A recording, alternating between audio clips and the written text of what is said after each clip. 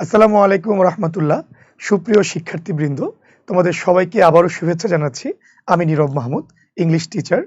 একটি চমৎকার টপিক নিয়ে আজকে আবারও আমরা একটু কথা বলবো এবং ক্লাসটি অন শটের মতো করেই করা হয়েছে, যাতে একটি ক্লাস করলে পুরো বিষয় সম্পর্কে একটি সম্পূর্ণ আইডিয়া চলে আসে, আর তা হলো কানেক্টরস। এবং আমি এই টপিকটি আজকে বাছাই করবার পেছনে যে সবচেয়ে বড় কারণ তা হলো এই টপিকটি যেমন সহজ, আবার একই সাথে একটু সিলি কিছু কারণে বাচ্চারা বেশ ভালো রকমের ভুল করে থাকে। তো আজকে চেষ্টা করব আমরা ক্লাসের ভেতরে যে ভুলগুলো হয়ে যায় সেগুলো নিয়ে কথা বলা এবং পুরো ডিটেইলে এই টপিকটিকে আমরা এক ক্লাসের মধ্যে শেষ করার আপ্রাণ চেষ্টা করব। সো চলো আমরা কথা না বাড়িয়ে আমাদের মূল আলোচনা চলে যাচ্ছি। আমরা কথা বলবো হলো কানেক্টরস নিয়ে, এবং দেখতে পাচ্ছ যে আমরা ক্লাসটিকে অনশট বলেই চালিয়ে দিয়েছি। কজ দ্যাট যদিও বা অনশট, আমি এই কথাটা আগেও বলেছি, আজও বলছি, একটি ক্লাসের ভেতরে পুরো একটি টপিক পুরোপুরি শেষ করা সম্ভব না। তবে পরীক্ষার আগে নিজেকে একটু ঝালাই করবার জন্য অনশটের কিন্তু কোনো বিকল্প নেই। চলো শুরু করি। আমরা কানেক্টরস যখন আমরা সলভ করব, অর্থাৎ কানেক্টরস এই টপিকটি বা লিঙ্কার্স যাই বলি, এই টপিকটি যখন আমরা সলভ করতে যাব, আমাদের কিছু বিষয় সর্বদাই মনে রাখার দরকার। আমি এই বিষয়টা বোঝানোর জন্য একটু তোমাদেরকে এই জায়গাতে নিয়ে যাচ্ছি। তা হলো, আমরা যখন এই কানেক্টরস টপিকটি সলভ করব, ঠিক সেই মুহূর্তে আমাদের একটা বিষয় মনে রাখতে হবে। নাম্বার ওয়ান, এখানে কানেক্টরস যেটা বসবে তার অ্যাকচুয়াল মিনিংটা কি, অর্থাৎ আমি যে কানেক্টরসটা বসাচ্ছি এই কানেক্টরসের বাংলা অর্থটা কি তা আমাকে খুব ভালো করে বুঝতে হবে। কারণ বাংলা অর্থ বোঝা ছাড়া কানেক্টরস পুরোপুরি সলভ করা প্রায় অসম্ভব।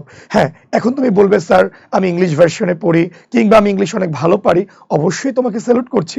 তবে আমরা ইংলিশ ভার্সন কিংবা ইংলিশে কথাবার্তা ভালো বললেও আমরা কিন্তু দিন শেষে বাঙালি, এবং আমরা কিন্তু দিন শেষে 24 আওয়ার্সের মধ্যে প্রায় 20+ আওয়ার্স কিন্তু আমরা বাংলাতে কথা বলি। তো এই কারণে আমরা বাংলা কানেক্টরসটা ভালো করে বুঝে যদি সলভ করতে পারি, এটা আমাদের সবার জন্য অনেক বেশি ভালো হবে। তাহলে 1 নম্বর কাজ হচ্ছে বাংলা মিনিংটা ভালো করে বোঝা, এবং দ্বিতীয় যে কাজ, 2 নম্বর যে কাজ, সেটা হচ্ছে এখানে কানেক্টরসটা ভালোভাবে চেনা। আমি একটু ক্লিয়ার করি স্যার, কানেক্টরসটা চেনা আমি কি বলেছি? একটা কানেক্টরস তোমার কাছে দুই ভাবে আসতে পারে। খুব ভালো করে খেয়াল করো, কানেক্টরস তোমার কাছে দুই ভাবে আসতে পারে। একটা হলো সেন্টেন্স কানেক্টরস, একটা হলো সেন্টেন্স কানেক্টরস, আর একটা হলো ক্লজ কানেক্টরস। এই দুটো বিষয় আমাকে আগে ভালো করে বুঝতে হবে। স্যার, কানেক্টরসের মূল ঝামেলা এখানেই। তোমার কাছে মনে হয় স্যার অর্থ হয়ে গেছে, মনে হয় বাক্য হয়ে গেছে, আমার উত্তরও হয়তো বা সঠিক হয়েছে, বাট দিন শেষে দেখা যায় উত্তর হলেও, মানে অর্থাৎ বাক্য হলেও উত্তর কিন্তু ভুল হয়ে গেছে। এর সবচেয়ে বড় কারণ হলো তুমি কানেক্টর সলভ করেছো, বাট তোমার মাথায় এটা নেই যে এখানে কি ক্লজ কানেক্টরস হবে নাকি হচ্ছে সেন্টেন্স কানেক্টরস হবে।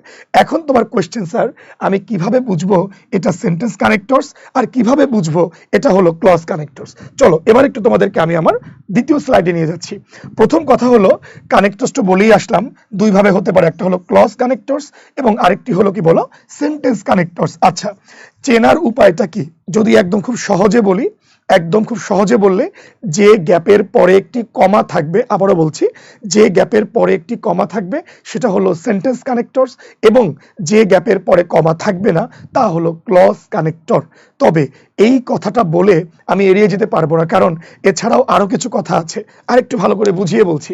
ক্লজ কানেক্টরের অর্থ হচ্ছে যেখানে দেখবে সেন্টেন্স একটি, আবারও বলছি, ক্লজ কানেক্টরে কিন্তু সেন্টেন্স থাকবে একটি, তবে একটি সেন্টেন্সের মধ্যে ক্লজের সংখ্যা থাকবে কিন্তু একাধিক।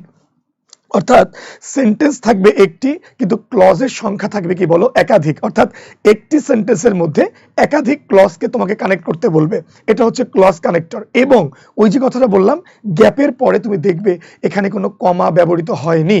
আর যখন তুমি দেখবে সেন্টেন্স কানেক্টর, অবশ্যই সেখানে সেন্টেন্সের সংখ্যা হবে একাধিক, অর্থাৎ দুটি সেন্টেন্সের মধ্যে তোমাকে কানেক্ট করতে বলবে, এক। আর দ্বিতীয় কাজটি হচ্ছে অবশ্যই গ্যাপের পরে একটি কমা হবে। বুঝতে পেরেছি? এখন কথা হচ্ছে, স্যার এটা বুঝে আমি কি করব? আমি কিভাবে বুঝবো কোনটা ক্লজ কানেক্টর এবং কোনটা সেন্টেন্স কানেক্টর? আমি তোমাদের ক্লাসের শুরুতে আমি 4টা বাক্য দিচ্ছি, এবং তোমরা দেখবে কি চমৎকার ভাবে এবং কি সাবলীল ভাবে এই বাক্যগুলো আসলে আমরা ভুল করে বসে থাকি। কজ আমাদের কাছে মনে হয় উত্তর হচ্ছে, কিন্তু আদতে কিন্তু উত্তরটা হচ্ছে না। যেমন ধরো 4টা বাক্য খেয়াল করি। ফার্স্ট যে বাক্যটা, I couldn't attend the class, এখানে একটা ফুল স্টপ দেওয়া রয়েছে, গ্যাপের পরে কমা দেওয়া রয়েছে, বলা হয়েছে আই ওয়াজ সিক। আবার একই বাক্যটা একইভাবে দেওয়া হয়েছে, I couldn't attend the class, gap দিয়ে বলা হয়েছে আই ওয়াজ সিক। এখন দেখো এই দুটো বাক্যের মধ্যে অর্থগত তেমন কোনোই পার্থক্য নেই, শুধু পার্থক্য রয়েছে কোন জায়গাতে বলো? প্রথম যে কথাটা রয়েছে, এখানে বাক্য হলো দুটো, এই একটি ফুল স্টপ রয়েছে, এখানে আরেকটি ফুল স্টপ রয়েছে, অর্থাৎ এখানে হচ্ছে বাক্য দুটো এবং এখানে কমার পরে মানে গ্যাপের পরে কমা আছে, তার মানে হলো সেন্টেন্স কানেক্টর। আর এখানে কিন্তু একটি মাত্র বাক্য, কারণ এখানে একটি মাত্র ফুল স্টপ দেওয়া রয়েছে, কিন্তু এখানে ক্লজ হলো কয়টি বলো? দুটো ক্লজ, এবং গ্যাপের পরে কমা নেই, তার মানে কি বলো? Clause connector. এখন চলো, যদি আমি এখানে বলি I couldn't attend the class because I was sick, আমার কাছে মনে হচ্ছে যে তোমাদের অনেকের মুখে এই বিকজ কথাটা কিন্তু চলে এসছে। দেখো আসছে কিনা? I couldn't attend the class, আমি ক্লাসে অ্যাটেন্ড করতে পারিনি কারণ আমি অসুস্থ ছিলাম। এটাই তো মুখে ভালো আসে, তাই তো? আচ্ছা ধরলাম বিকজ বাদ দিচ্ছি, অনেকের মুখে ভালো আসছে হচ্ছে সিন্স। ওকে, আবার দেখবা অনেকের মুখে আসছে হচ্ছে অ্যাজ। আমি কি বুঝাতে পেরেছি? অথবা তোমাদের অনেকের মুখে এভাবেও আসতে পারে যে অ্যাজ, সিন্স, বিকজ, এর যে কোনো একটা দিলেই তো হয়ে যাচ্ছে। আমি কি বুঝাতে পারছি? বাট মনে রাখবে এই যে তিনটি উত্তর তোমরা দিয়েছো, এই তিনটির একটিও কিন্তু এখানে হবে না। এর কারণ হলো কি? এই তিনটি হলো ক্লজ কানেক্টর। আবারও বলছি, এই তিনটি হচ্ছে কি বলো? Clause connector. তাহলে এখানে কি হচ্ছে বলতো? এখানে হবে হলো I couldn't attend the class, আমি ক্লাসে অ্যাটেন্ড করতে পারছিলাম না, সত্যিকারে, মূলত, বস্তুত, প্রকৃতপক্ষে আমি অসুস্থ ছিলাম। তাহলে কি বলেছি বলতো? সত্যিকারে, মূলত, বস্তুত, প্রকৃতপক্ষে, অর্থাৎ এই যতগুলো কথা বললাম এগুলোর ইংরেজি যাই বলবো তাই কিন্তু এখানে হয়ে যাবে। তার মানে আমরা এখানে চাইলে বলতে পারবো ট্রুলি, আমরা এখানে ট্রুলি বলতে পারবো। আমি এখানে বলতে পারবো হচ্ছে টু টেল দ্য ট্রুথ, আমি এখানে বলতে পারবো কি বলো? To tell the truth. আমি এখানে বলতে পারবো হলো অ্যাকচুয়ালি, আমি এখানে বলতে পারবো হলো অ্যাকচুয়ালি বলতে পারবো। আমি এখানে বলতে পারবো ইনডিড, আমি এখানে বলতে পারবো টু বি অনেস্ট, আমি এখানে বলতে পারবো অনেস্টলি। এই যা যা বলেছি এই প্রত্যেকটাই কারেক্ট, কিন্তু আমি অ্যাজ, সিন্স, বিকজ দিলে কিন্তু বাক্যটা ভুল হয়ে যাবে। এখন তোমার কোয়েশ্চেন, স্যার এইটা যে ভুল, এর কারণটা বেসিক্যালি কি? মনে রেখো এই কথাটা সবচেয়ে গুরুত্বপূর্ণ কথা পুরো ক্লাসের ভেতরে, তা হচ্ছে আমরা যেখানে সেন্টেন্স কানেক্টরসটা বসাবো সেখানে মনে রাখবো কখনোই কনজাংশন বসাবো না, খুবই খেয়াল রাখবো। আবারও বলছি, সেন্টেন্স কানেক্টর কখনোই সরাসরি কনজাংশন হয় না। সেন্টেন্স কানেক্টর যেটা হয় তা হলো কনজাংটিভ অ্যাডভার্ব। আমি আবারও ক্লিয়ার করছি, সেন্টেন্স কানেক্টর যেটা হয় তা হলো কনজাংটিভ অ্যাডভার্ব, অর্থাৎ এটা মূলত হবে অ্যাডভার্ব, কিন্তু বাক্যের মধ্যে দুটো বাক্যের মিলনের কারণে, কনজাক্ট করার কারণে সে কনজাংশনের কাজও করবে।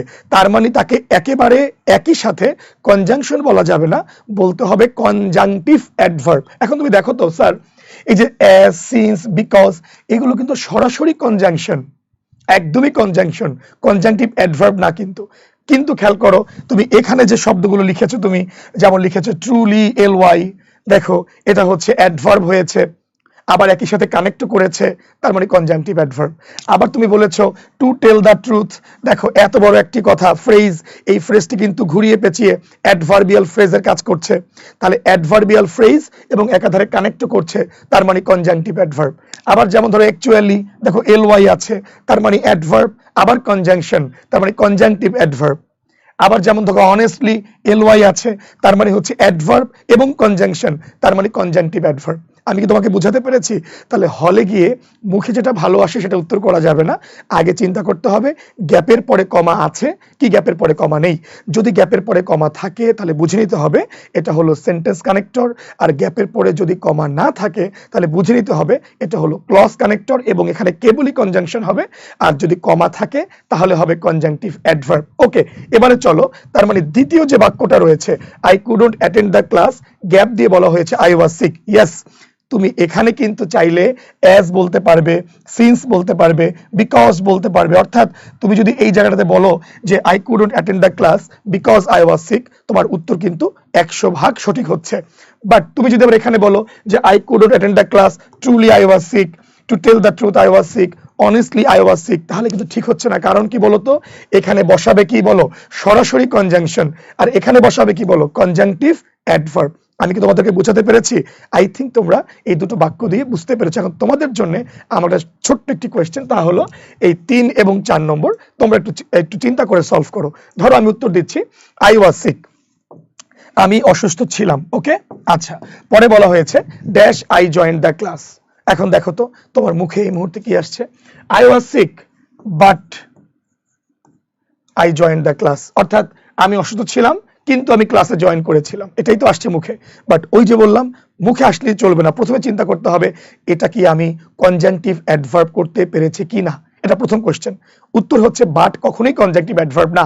তার মানে তোমার উত্তর যতই সুন্দর লাগুক, যতই মুখে ভালো আসুক, কিংবা যতই অর্থবোধক হোক না কেন, উত্তর কিন্তু ভুল। অথবা অনেকে এই উত্তরটা দিবে যে আই ওয়াজ সিক দো, অথবা দো বলবে অনেকে, যদিও আই জয়েন্ট দ্য ক্লাস, এটা অনেকে বলতে পারো। বাট এই উত্তরটা কিন্তু ভুল, কারণ এই দো ওয়ার্ডটি নিজে কিন্তু সরাসরি কনজাংশন, সে কিন্তু কনজাংটিভ অ্যাডভার্ব না। অনেকে আবার বলবে স্যার তাহলে কি আমি এখানে অলদো বলতে পারবো? উত্তর হচ্ছে না, এটাও বলতে পারবে না, কারণ অলদো এটাও সরাসরি হচ্ছে কনজাংশন। আবার অনেকে বলবে স্যার তাহলে আমি একটু ইভেন দো বলি। নো, ইভেন দো তুমি বলতে পারবে না, কারণ এই দো, অলদো, ইভেন দো এই তিনটি প্রায় একই কথা, এগুলো প্রত্যেকটাই কিন্তু হচ্ছে সরাসরি কনজাংশন। আবার অনেকে বলবে স্যার তাহলে কি আমি ডিসপাইট বলতে পারবো? ডিসপাইট এর অর্থ তো হচ্ছে সত্ত্বেও, এটা তো বলা যায় যে আই ওয়াজ সিক, আমি অসুস্থ, তা সত্ত্বেও আমি ক্লাসে জয়েন করেছিলাম। ডিসপাইট উত্তর না, এর কারণ হলো ডিসপাইট কনজাংশন না, ডিসপাইট হচ্ছে প্রেপোজিশন। মনে রাখবো ডিসপাইট ওয়ার্ডটি কি বলো, একটি প্রেপোজিশন, এটা কোনোভাবেই কনজাংটিভ অ্যাডভার্ব না। আবার যদি তুমি বলো ইন স্পাইট অফ, ভালো করে খেয়াল করো, যদি বলো ইন স্পাইট অফ, এটাও তাহলে ভুল, কারণ এটা হলো মানে prepositional phrase. In spite of এটা হলো প্রেপোজিশনাল ফ্রেজ, অর্থাৎ ডিসপাইট কে বড় করলে ইন স্পাইট অফ হয়। তার মানে আমি এতগুলো কথার জন্য বলছি, দেখো 1 2 3 4 5 6 এই 6টি উত্তরের একটিও কিন্তু কারেক্ট না, কিন্তু প্রত্যেকটি শুনতে কিন্তু মুখের মধ্যে অনেক সুন্দর লাগছে। আমি কি তোমাদের বোঝাতে পেরেছি? তাহলে কি হবে এখানে? ওই যে বলেছি কনজাংটিভ অ্যাডভার্ব, তাই তো? এখন তোমাকে খুঁজতে হবে স্যার এখানে কনজাংটিভ অ্যাডভার্বটা বেসিক্যালি কি হয়।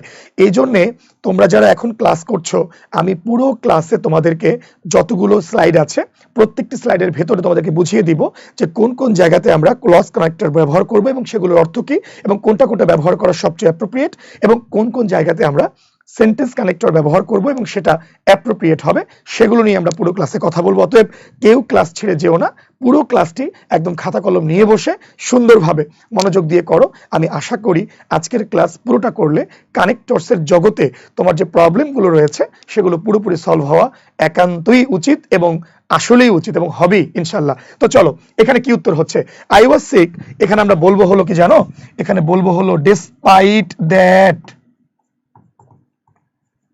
এখন তুমি বলবে স্যার একটু আগে আপনি বললেন ডিসপাইট নাকি হবে না, ওই যে বললাম ডিসপাইট এবং ডিসপাইট দ্যাট এটা কিন্তু এক কথা না। কেন এক কথা না বলো তো? কারণ এই ডিসপাইট ওয়ার্ড সরাসরি হচ্ছে প্রেপোজিশন, আর ডিসপাইট দ্যাট এই দুটো মিলে হয়ে গেছে অ্যাডভার্বিয়াল ফ্রেজ। আমি মনে রাখবে যে ফ্রেজটি প্রেপোজিশন দ্বারা শুরু হয় এবং একটি প্রোনাউন দ্বারা শেষ হয়, সেটা বাক্যের মধ্যে প্রেপোজিশনাল ফ্রেজও হতে পারে, আবার অ্যাডভার্বিয়াল ফ্রেজও হতে পারে। বাক্যের মধ্যে সেটা অ্যাডভার্বিয়াল ফ্রেজ হওয়ার সম্ভাবনা অনেক বেশি। তার মানে শুধু ডিসপাইট হলো প্রেপোজিশন, আর ডিসপাইট দ্যাট এটা কিন্তু হচ্ছে কনজাংটিভ অ্যাডভার্বের কাজ করতে পারে। একইভাবে তাহলে বলো ইন স্পাইট অফ, এটা কিন্তু প্রেপোজিশন। আমি চাইলে বলতে পারি কি বলতো, আমি বলতে পারি হচ্ছে ইন স্পাইট অফ, কি বলতে পারি বলো, দ্যাট। এই দ্যাট যুক্ত করে ফেললে তখন কিন্তু আমার উত্তরটা কিন্তু সঠিক হচ্ছে। অথবা আমি আরো উত্তর করতে পারি, এটা বলতে পারি আই ওয়াজ সিক, আমি অসুস্থ ছিলাম বা আমি সিক ছিলাম, যাই হোক আমি ক্লাসে জয়েন করেছি। এই যে যাই হোক তার মানে কি বলো, আমি বলতে পারি হাউ এভার, আমি কি বলতে পারি বলো বাচ্চারা, আমি বলতে পারি হাউ এভার। তো যাই হোক আমি ক্লাসে জয়েন করেছিলাম। আমি এখানে বলতে পারি ইয়েট, ভালো করে খেয়াল করো, আমি কি বলতে পারি বলো, ইয়েট। আমি বলতে পারি নেভারদিলেস, কি বলতে পারি বলো, নেভারদিলেস। আমি বলতে পারি ননদিলেস। এই যে ওয়ার্ডগুলো আছে এই প্রত্যেকটাই কিন্তু অ্যাডভার্বের কাজ করে, সুতরাং এরা কিন্তু এখানে হতে পারবে। বাট তুমি যেগুলো আগে বলেছিলে বাট, দো, অলদো, ইভেন দো, ডিসপাইট, ইন স্পাইট অফ, এগুলো কিন্তু একটিও হবে না। এখানে কি কি হতে পারে, despite that, in spite of that, however, yet, nevertheless, nonetheless, এই ওয়ার্ডগুলো কিন্তু এখানে কিন্তু সবচেয়ে বেশি যৌক্তিক শব্দ বা যৌক্তিক কানেক্টর। তবে হ্যাঁ, তোমার এই যতগুলো কথা তুমি এর আগে বলেছো এগুলো কিন্তু আবার এই 4 নম্বর বাক্যটাতে তুমি বলতে পারবে। কি বলতে পারবে, যে আই ওয়াজ, খেয়াল করো এখানে হবে was, I was sick but I joined the class. এটা কিন্তু হয়ে যাবে, কেন হয়ে যাবে? কারণ এখানে বাক্য কয়টি বলো? একটি, কিন্তু ক্লজ কয়টি বলো? দুটো। অর্থাৎ তোমাকে এখানে কনজাংশন দরকার। অথবা বলতে পারো I was sick though I joined the class, এটাও বলতে পারো তুমি চাইলে। অথবা I was sick even though I joined the class, এটাও তুমি বলতে পারবে। কিন্তু মনে রেখো এখানে তুমি চাইলে আবার ডিসপাইট বা ইনস্পাইট অফ কিন্তু বলতে পারবে না। কেন বলতে পারবে না বলো তো? কারণ মনে রাখবে দুটো ক্লজকে কখনোই প্রেপোজিশন যুক্ত করতে পারে না। প্রেপোজিশন যুক্ত করে একটি ক্লজ একটি ফ্রেজ, এভাবে হলে। ভালো করে বুঝো, আগেরটি ক্লজ পরেরটি ফ্রেজ। ফ্রেজ মানে কি? যার মধ্যে সাবজেক্ট ভার্ব বা ফাইনাইট ভার্ব থাকবে না, সেটা হলো ফ্রেজ। আর যার মধ্যে সাবজেক্ট এবং ফাইনাইট ভার্ব আছে, সেটা হলো ক্লজ। হ্যাঁ, যদি আগেরটি হয় ক্লজ, পরেরটি হয় ফ্রেজ, সেক্ষেত্রে তুমি প্রেপোজিশন বলতে পারবে। কিংবা দুটোই ফ্রেজ, প্রেপোজিশন বলতে পারবে। কিংবা দুটোই শব্দ, শুধুই ওয়ার্ড, প্রেপোজিশন বলতে পারবে। বাট দুটোই ক্লজ, তুমি প্রেপোজিশন কিন্তু বলতে পারবে না। কি কথা কি ভালো করে বুঝতে পেরেছি? যেমন ধরো তুমি এটা বলতে পারো যে আই জয়েন দ্য ক্লাস, যদি ভাবে করে বলো যে I join the class dash being ill. এইবার তোমাকে বলা হলো এখানে কানেক্টরস বসাও। হ্যাঁ, এখানে কি বলবে? যে আই জয়েন দ্য ক্লাস, এটা হলো একটি ক্লজ, বিং ইল এটা হলো একটি ফ্রেজ। তার মানে কিন্তু এখানে কিন্তু ক্লজ কানেক্টর বসাবো না, এখানে আমি সেন্টেন্স কানেক্টর তো বসাবোই না। এখানে যেটা বসাবো সেটা হচ্ছে কি বলো? একটি প্রেপোজিশন। তার মানে এখানে আমি দো বলবো না, অল দো বলবো না, ইভেন দো বলবো না, কিছুই নাই, বলবো ডিসপাইট অথবা বলবো ইনস্পাইট অফ। অর্থাৎ বাক্যটি এভাবে হবে I join the class despite being ill অথবা I join the class in spite of being ill. বুঝতে পেরেছি? কারণ আগেরটি হচ্ছে ক্লজ, পরেরটি হচ্ছে কি বলো? ফ্রেজ। তাহলে এতক্ষণ আমরা ক্লাসে যে কথাগুলো বললাম, এই কথাগুলোর মূল কথাটা হচ্ছে এটা যে আমরা এখন থেকে যা যাই পড়বো আমাদের এইটা মাথায় রাখতে হবে যে এটা কি আমরা ক্লজ কানেক্টর করছি নাকি আমরা সেন্টেন্স কানেক্টর করছি। এজন্য খুব ভালো করে খেয়াল করো, তোমার হলে যাবার পরে যখন তুমি কানেক্টর সলভ করবে, তোমার প্রথম কাজ হচ্ছে, একদম ফার্স্ট যে কাজ সেটা হচ্ছে তোমার যতগুলো গ্যাপ আছে ভালো করে বোঝো, যতগুলো গ্যাপ আছে তুমি গ্যাপগুলোর পরে ভালো করে একবার চোখ রাখবে। ধরো তোমার এখানে 10টি গ্যাপ আছে বা 5টি গ্যাপ আছে, যাই হোক না কেন, যতগুলো গ্যাপ আছে দেখবে কোন কোন গ্যাপের পরে স্যার কমা ব্যবহৃত হচ্ছে আর কোন কোন গ্যাপের পরে কমা ব্যবহৃত হচ্ছে না। অর্থাৎ যদি দেখো কমা আছে একদম গ্যাপের সাথে, ধরে নিবে এখানে একটি কনজাংটিভ অ্যাডভার্ব বসবে, অর্থাৎ এটা সেন্টেন্স কানেক্টর। আর যেখানে কমা নেই মনে রাখবে ওখানে বসবে হলো কনজাংশন, অর্থাৎ ওটা ক্লজ কানেক্টর। এইটা বুঝলে দেখবে তোমার ভুলের হার, তোমার এতদিন কি হতো 10টার মধ্যে দেখা যাচ্ছে 8টি হচ্ছে, দুটো ভুল যাচ্ছে, বা 5টির মধ্যে 3টি হচ্ছে, দুটো ভুল যাচ্ছে। এখন থেকে ইনশাআল্লাহ এইটুক ভালো করে বুঝলে তুমি কখনোই এভাবে করে ভুল করবে না, দেখবে তোমার উত্তর অবশ্যই হচ্ছে। ওকে, চলো তাহলে আমরা আমাদের মূল ক্লাসে আজকে চলে যাচ্ছি। আমরা প্রথমে চলে যাচ্ছি যে ক্লজ কানেক্টর গুলো কি। আমি এই ক্লাসটি দুটো ভাগে ভাগ করেছি, একটি ভাগ হলো ক্লজ কানেক্টর, আরেকটি হলো কি বলো? Sentence connector. আমি তোমাদেরকে ক্লজ কানেক্টর গুলো খুব দ্রুত পড়িয়ে যাব, কারণ এখানে খুব একটা বোঝার তেমন কিছু নেই।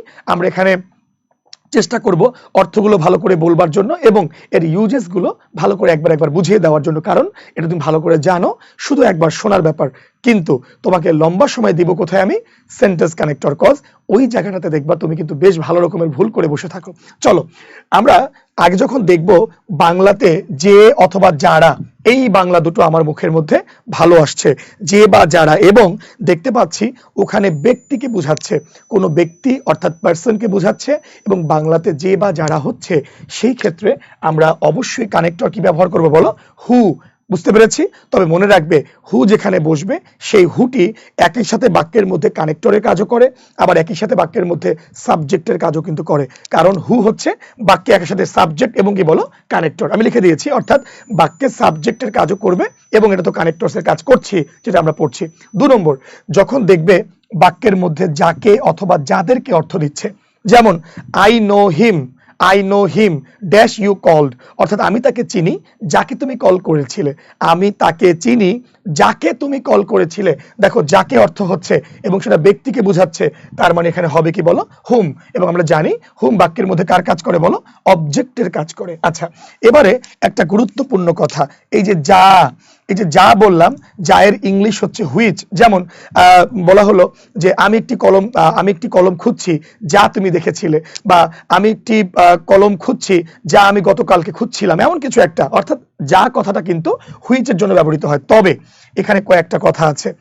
যা কেবল বস্তুর জন্য ব্যবহৃত হয়, এটা যেমন ঠিক আছে, আবার যা কিন্তু শিশুর জন্য ব্যবহৃত হয়। মনে রাখবে, যেখানে বলা থাকবে চাইল্ড, বা যেখানে বলা থাকবে হচ্ছে তোমার বেবি বা ইনফ্যান্ট, এই যে ওয়ার্ডগুলো বেবি, ইনফ্যান্ট, চাইল্ড, এই তিনটি কথার ক্ষেত্রে আমরা হু ব্যবহার করব না, আমরা ব্যবহার করব হুইচ। কিন্তু মনে রাখবে যে শিশুর ক্ষেত্রে অবশ্যই হুইচ ব্যবহৃত হয়। তাহলে ধরো একটা বাক্য তোমাকে বলা হলো যে এভাবে করে বলা হলো, I like the baby dash doesn't Cry. কি বলা হলো বলো? I like the baby dash doesn't Cry. অর্থাৎ আমি ওই বাচ্চা পছন্দ করি যে বাচ্চা আসলে কান্নাকাটি কম করে বা কান্নাকাটি করে না, এমন কিছু একটা। তো জড়ো এখন কথা হচ্ছে স্যার, আগে দেখো এটা হলো একটি ক্লজ কানেক্টর, কারণ এখানে সেন্টেন্স হচ্ছে একটি, কিন্তু ক্লজ হলো কয়টি বলো? দুটি। এবং এখানে বাংলাতে কি আসছে? আমি ওই বাচ্চাকে পছন্দ করি যে বাচ্চাটা কান্না করে না। হ্যাঁ, মুখে যে আসছে, কিন্তু হু বসাবে না, বসাতে হবে হুইচ। কারণ এখানে কি আছে বলো তো স্যার? এখানে হচ্ছে বেবি ওয়ার্ডটি আছে, তার কারণে আমি এখানে কিন্তু হুইচ বসাবো। এখানে কিন্তু আমি অবশ্যই কি বসাবো না বলো? এখানে কিন্তু আমি হু বসাবো না। এই একটা গুরুত্বপূর্ণ কথা। আরেকটি গুরুত্বপূর্ণ কথা তোমাকে জানতে হবে যে স্যার এই যা অর্থে তো অনেকগুলো ইংলিশ হয়। আমি কোথাও দেখেছি যা অর্থ হচ্ছে হুইচ, আমি কোথাও দেখা দেখেছি যা অর্থ হলো হোয়াট। এই হোয়াট অর্থ যা, আবার হুইচ অর্থ যা। যেমন এখন একটা সূক্ষ্ম পার্থক্য আছে, মনে রাখবে। এই পার্থক্যটা খুবই নাইস এবং অত্যন্ত চমৎকার, এবং দেখবে তুমি মনে রাখতে খুবই ইজিলি মনে রাখতে পারবে। মনে রাখবে, হুইচ হচ্ছে সেই যা, যেই যা হলো জানা আছে, জানা আছে। আর হোয়াট হলো সেই যা, যে যা হলো জানা নেই বা জানা নাই। স্যার জানা আছে, জানা নেই, এগুলো আবার কি? হুইচ এর অর্থ হচ্ছে জানা আছে, আর হোয়াট জানা নেই। একটু বুঝিয়ে দিচ্ছি তোমাদেরকে, ভালো করে এবার দেখবে, বুঝবে। চলো, বলা হলো I have got dash I wanted. আরেকটা বাক্য বলা হলো I have got A plus dash I wanted. দেখো তো স্যার, দুটো বাক্যের ভেতরেই কিন্তু বাংলাতে যা অর্থ আসছে। আই হ্যাভ গট, আমি পেয়েছি যা আমি চেয়েছিলাম। আবার I have got A plus, আমি এ প্লাস পেয়েছি যা আমি চেয়েছিলাম। তো দেখো দুটো বাক্যে কিন্তু যা আসছে, যা আমি চেয়েছিলাম, যা আমি চেয়েছিলাম, এবং দুটো বাক্যের পরে কমা নেই, তার মানে ক্লজ কানেক্টর, দুটোই যা। কিন্তু এখন দেখবে কোন বাক্যে কি চেয়েছিলে, কোন বাক্যে তা জানা আছে। এখন দেখো, আমি পেয়েছি যা আমি চেয়েছিলাম। স্যার আপনি কি পেয়েছেন, কি চেয়েছিলেন, বাক্যে কিন্তু উল্লেখ নেই। বাট দ্বিতীয় বাক্যটি, আমি এ প্লাস পেয়েছি যা আমি চেয়েছিলাম। আমি কি পেয়েছি? এ প্লাস। কি চেয়েছিলাম? এ প্লাস। কি চেয়েছি, কি পেয়েছি, জানা আছে। তার মানে যেখানে জানা আছে সেখানে আমি ক্লজ কানেক্টর হিসেবে কি বসাবো বলো? হুইচ। কি বসাবো কথা বলো? হুইচ। আর যেখানে জানা নেই সেটা বসাবো হলো কি বলো? হোয়াট। আমি কি বসাতে ভালো করে বুঝাতে পেরেছি? অর্থাৎ যা জানা আছে সেটাকে কি বসাবো বলো? হুইচ। আর যেখানে জানা নেই সেখানে কি বসাবো বলো? হোয়াট। এই হচ্ছে প্রধান পার্থক্য। তার মানে যা অর্থে হোয়াটও বসে, যা অর্থে হুইচও বসে। তবে পার্থক্য হচ্ছে একটা হলো জানা আছে, একটা হলো কি বলো? জানা নেই। এবার তোমার আরো একটা কোশ্চেন মনের মধ্যে ঘুরপাক খাচ্ছে, স্যার এই যা অর্থে তো আরো একটা ইংলিশ আছে, তা হলো দ্যাট। এই দ্যাট অর্থ তো যা। এখানে পার্থক্যটা কি? মনে রাখবে, যেখানেই হুইচ সেখানেই দ্যাট। আবারও বলছি, যেখানেই হুইচ সেখানেই দ্যাট।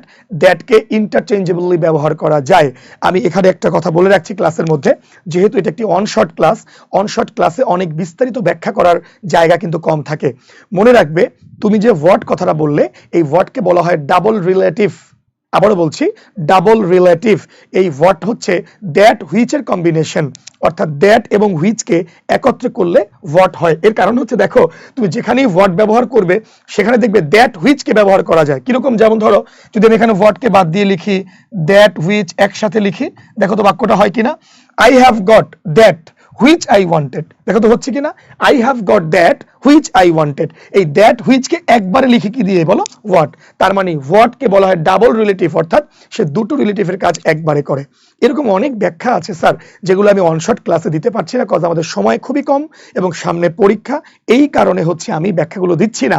কিন্তু এই ব্যাখ্যাগুলোর জন্য আমি চেষ্টা করব আমার যতটুকু সম্ভব আমি আমার মাস্টার ক্লাসগুলো আস্তে আস্তে করে নিয়ে আসবার জন্য, যে এক একটা ক্লাসে শুধু এক একটা টপিক নিয়ে বিস্তারিত আলোচনা করা, অর্থাৎ আমরা যেমন কানেক্টর সেগমেন্ট 1, সেগমেন্ট 2, সেগমেন্ট 3 এগুলো করলে কি হবে, যে আমরা জানার ব্যাপারটা আমাদের অনেক বেশি থাকবে। ওকে, লেটস গো। তাহলে বলবো কি, যেখানেই দ্যাট সেখানেই কি বলো হুইচ, তবে এই দ্যাট এবং হুইচের মধ্যে আকাশ পাতাল একটা ব্যবধান আছে। সেটা কি বলতো, দ্যাট এটা রেস্ট্রিকটিভ ক্লজের জন্য বসবে, আর হুইচ এটা হচ্ছে নন রেস্ট্রিকটিভ ক্লজের জন্য বসবে। এখন তোমার মাথা কিন্তু একদম চলে গেল সেই কোথায়, স্যার কি একটা কথা বললেন, রেস্ট্রিকটিভ নন রেস্ট্রিকটিভ, কোনো ভয় পাওয়ার কারণ নেই, তোমার পরীক্ষার আগে এটা জানার কোনো প্রয়োজন নেই, এটা আমরা মাস্টার ক্লাস আলোচনা করব ইনশাআল্লাহ, which is restrictive and which is non restrictive. বা যারা আমাদের কাছে অফলাইনে তোমরা পড়ো, অফলাইনে বা হচ্ছে অন ক্যাম্পাসে যখন তোমরা এসে পড়ো, আমরা অবশ্যই সেখানে বিস্তারিত আলোচনাগুলো করে থাকি, সুতরাং তোমাদের ভয় পাবার কোনো দরকার নেই।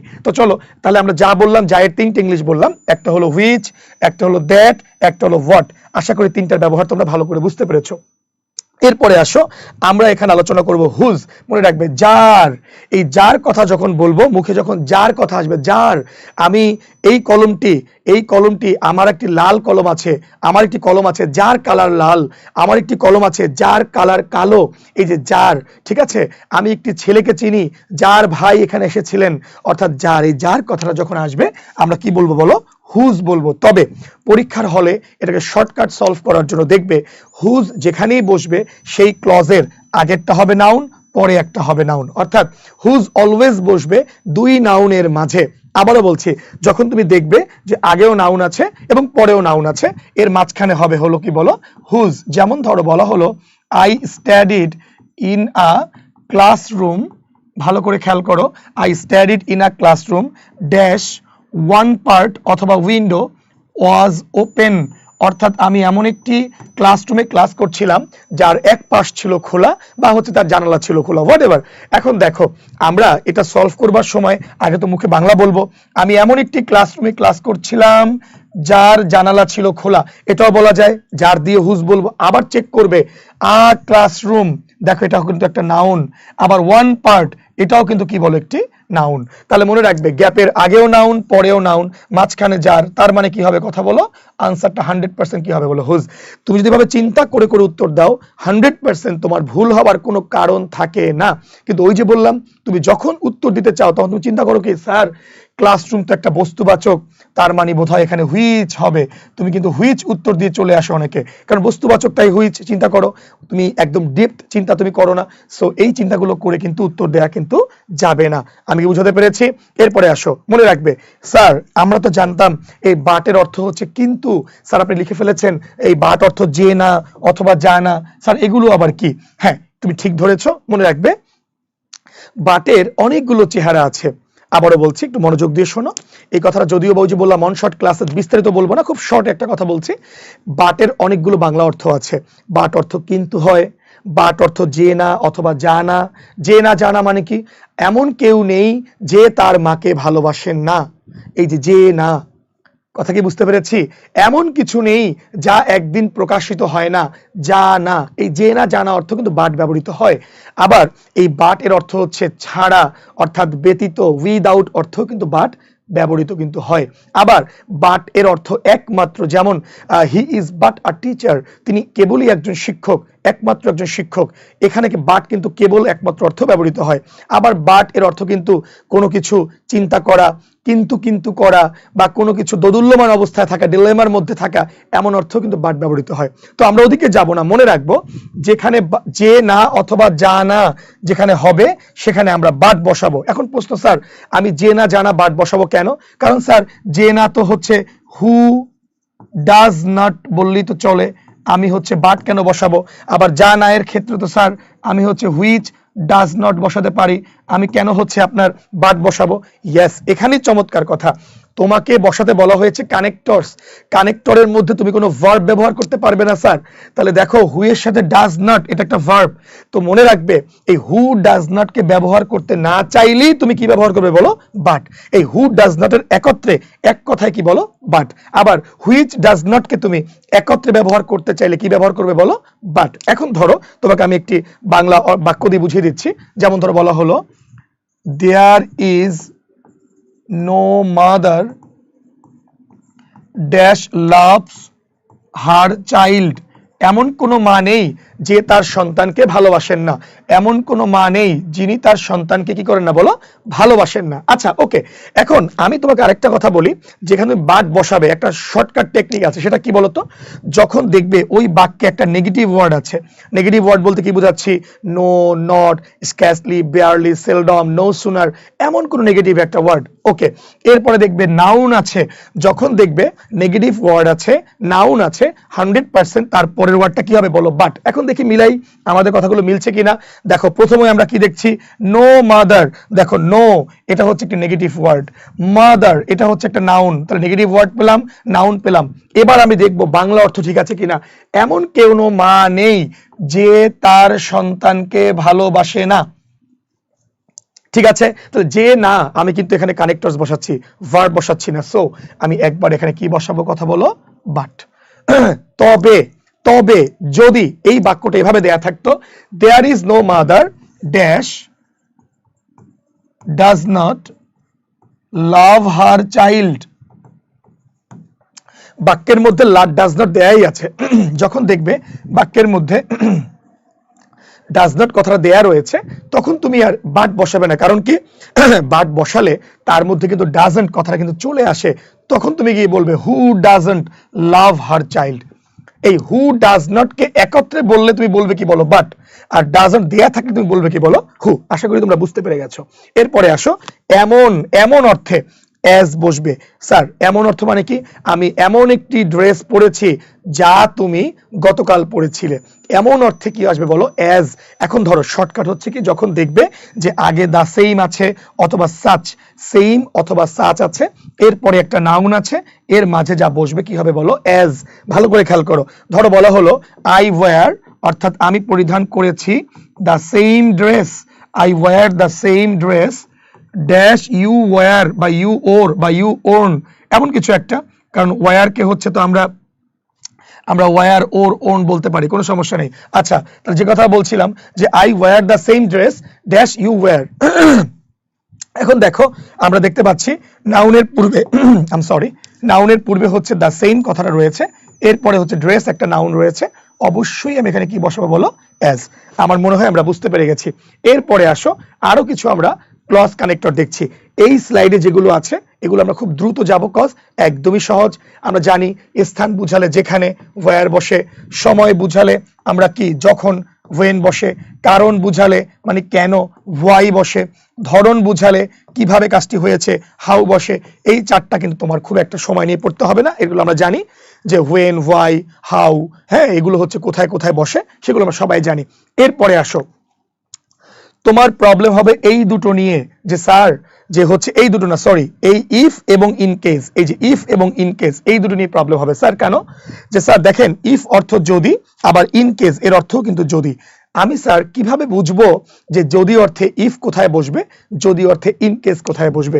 কোনো ব্যাপার নয়, ভালো করে খেয়াল করো, মনে রাখবে আমি এটা বলে এসছি এখানে। দেখো ইফ সেখানেই বসবে যেখানে একটা কন্ডিশন বুঝাবে, কন্ডিশন বা শর্ত বুঝাবে, আর ইন কেস সেখানেই বসবে যেখানে বুঝাবে পসিবিলিটি, অর্থাৎ সম্ভাবনা, কোনো শর্ত না, পসিবিলিটি।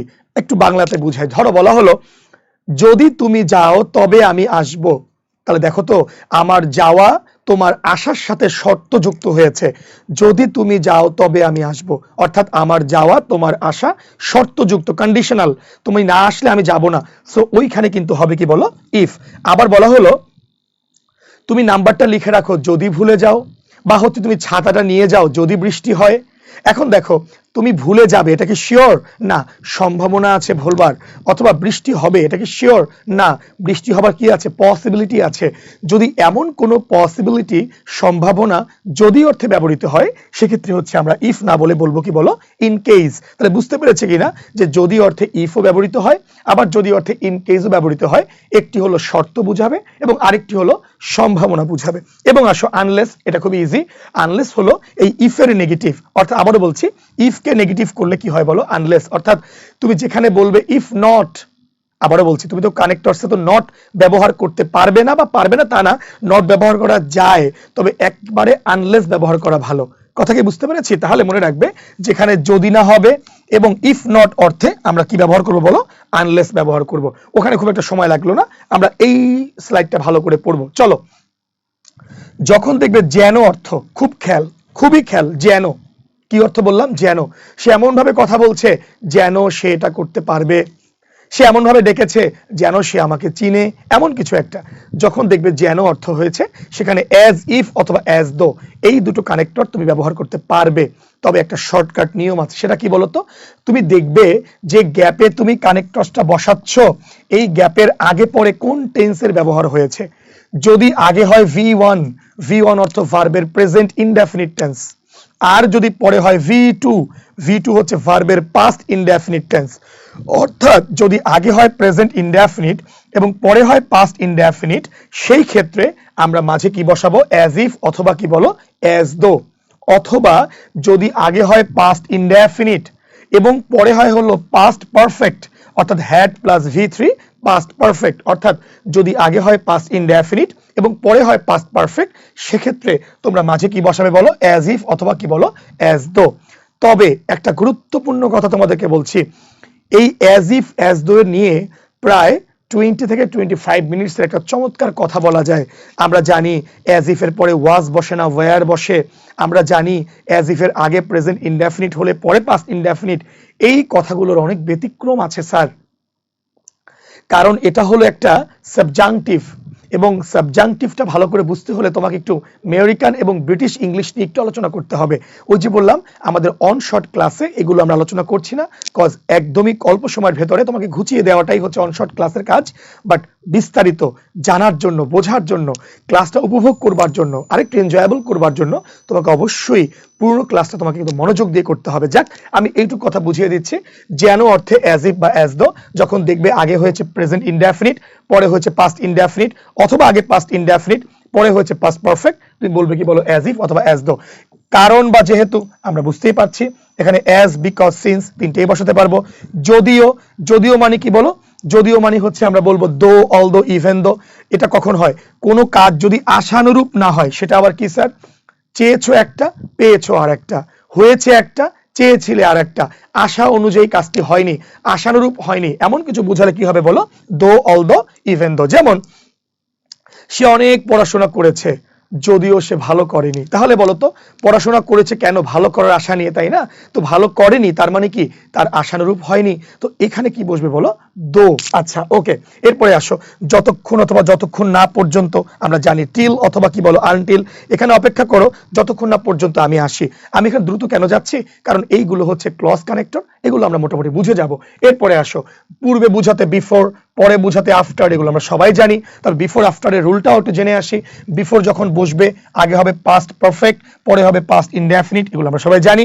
আর আফটার যেখানে বসবে, আগে হবে পাস্ট ইনডেফিনিট, পরে হবে পাস্ট পারফেক্ট। এগুলো হচ্ছে শর্টকাট বোঝার নিয়ম। হলে যাবার পরে দেখবে তুমি বিফোর না আফটার কি বসাবে, দেখবে আগে পরে টেন্স ঠিক আছে কিনা, সব ঠিকঠাক, তুমি সেখানে বিফোর বা আফটার বুঝে বসিয়ে দিয়ে আসো অর্থ ধরে। এতই যে সে আমাকে, সে এতই ভালো যে, সে এতই দুর্বল যে হাঁটতে পারে না, এতই ভালো যে সে সর্বদাই ভালোভাবে কথা বলে, এমন কিছু একটা। তো এতই যে হলে সেখানে আমি কি বলবো বলো? So that.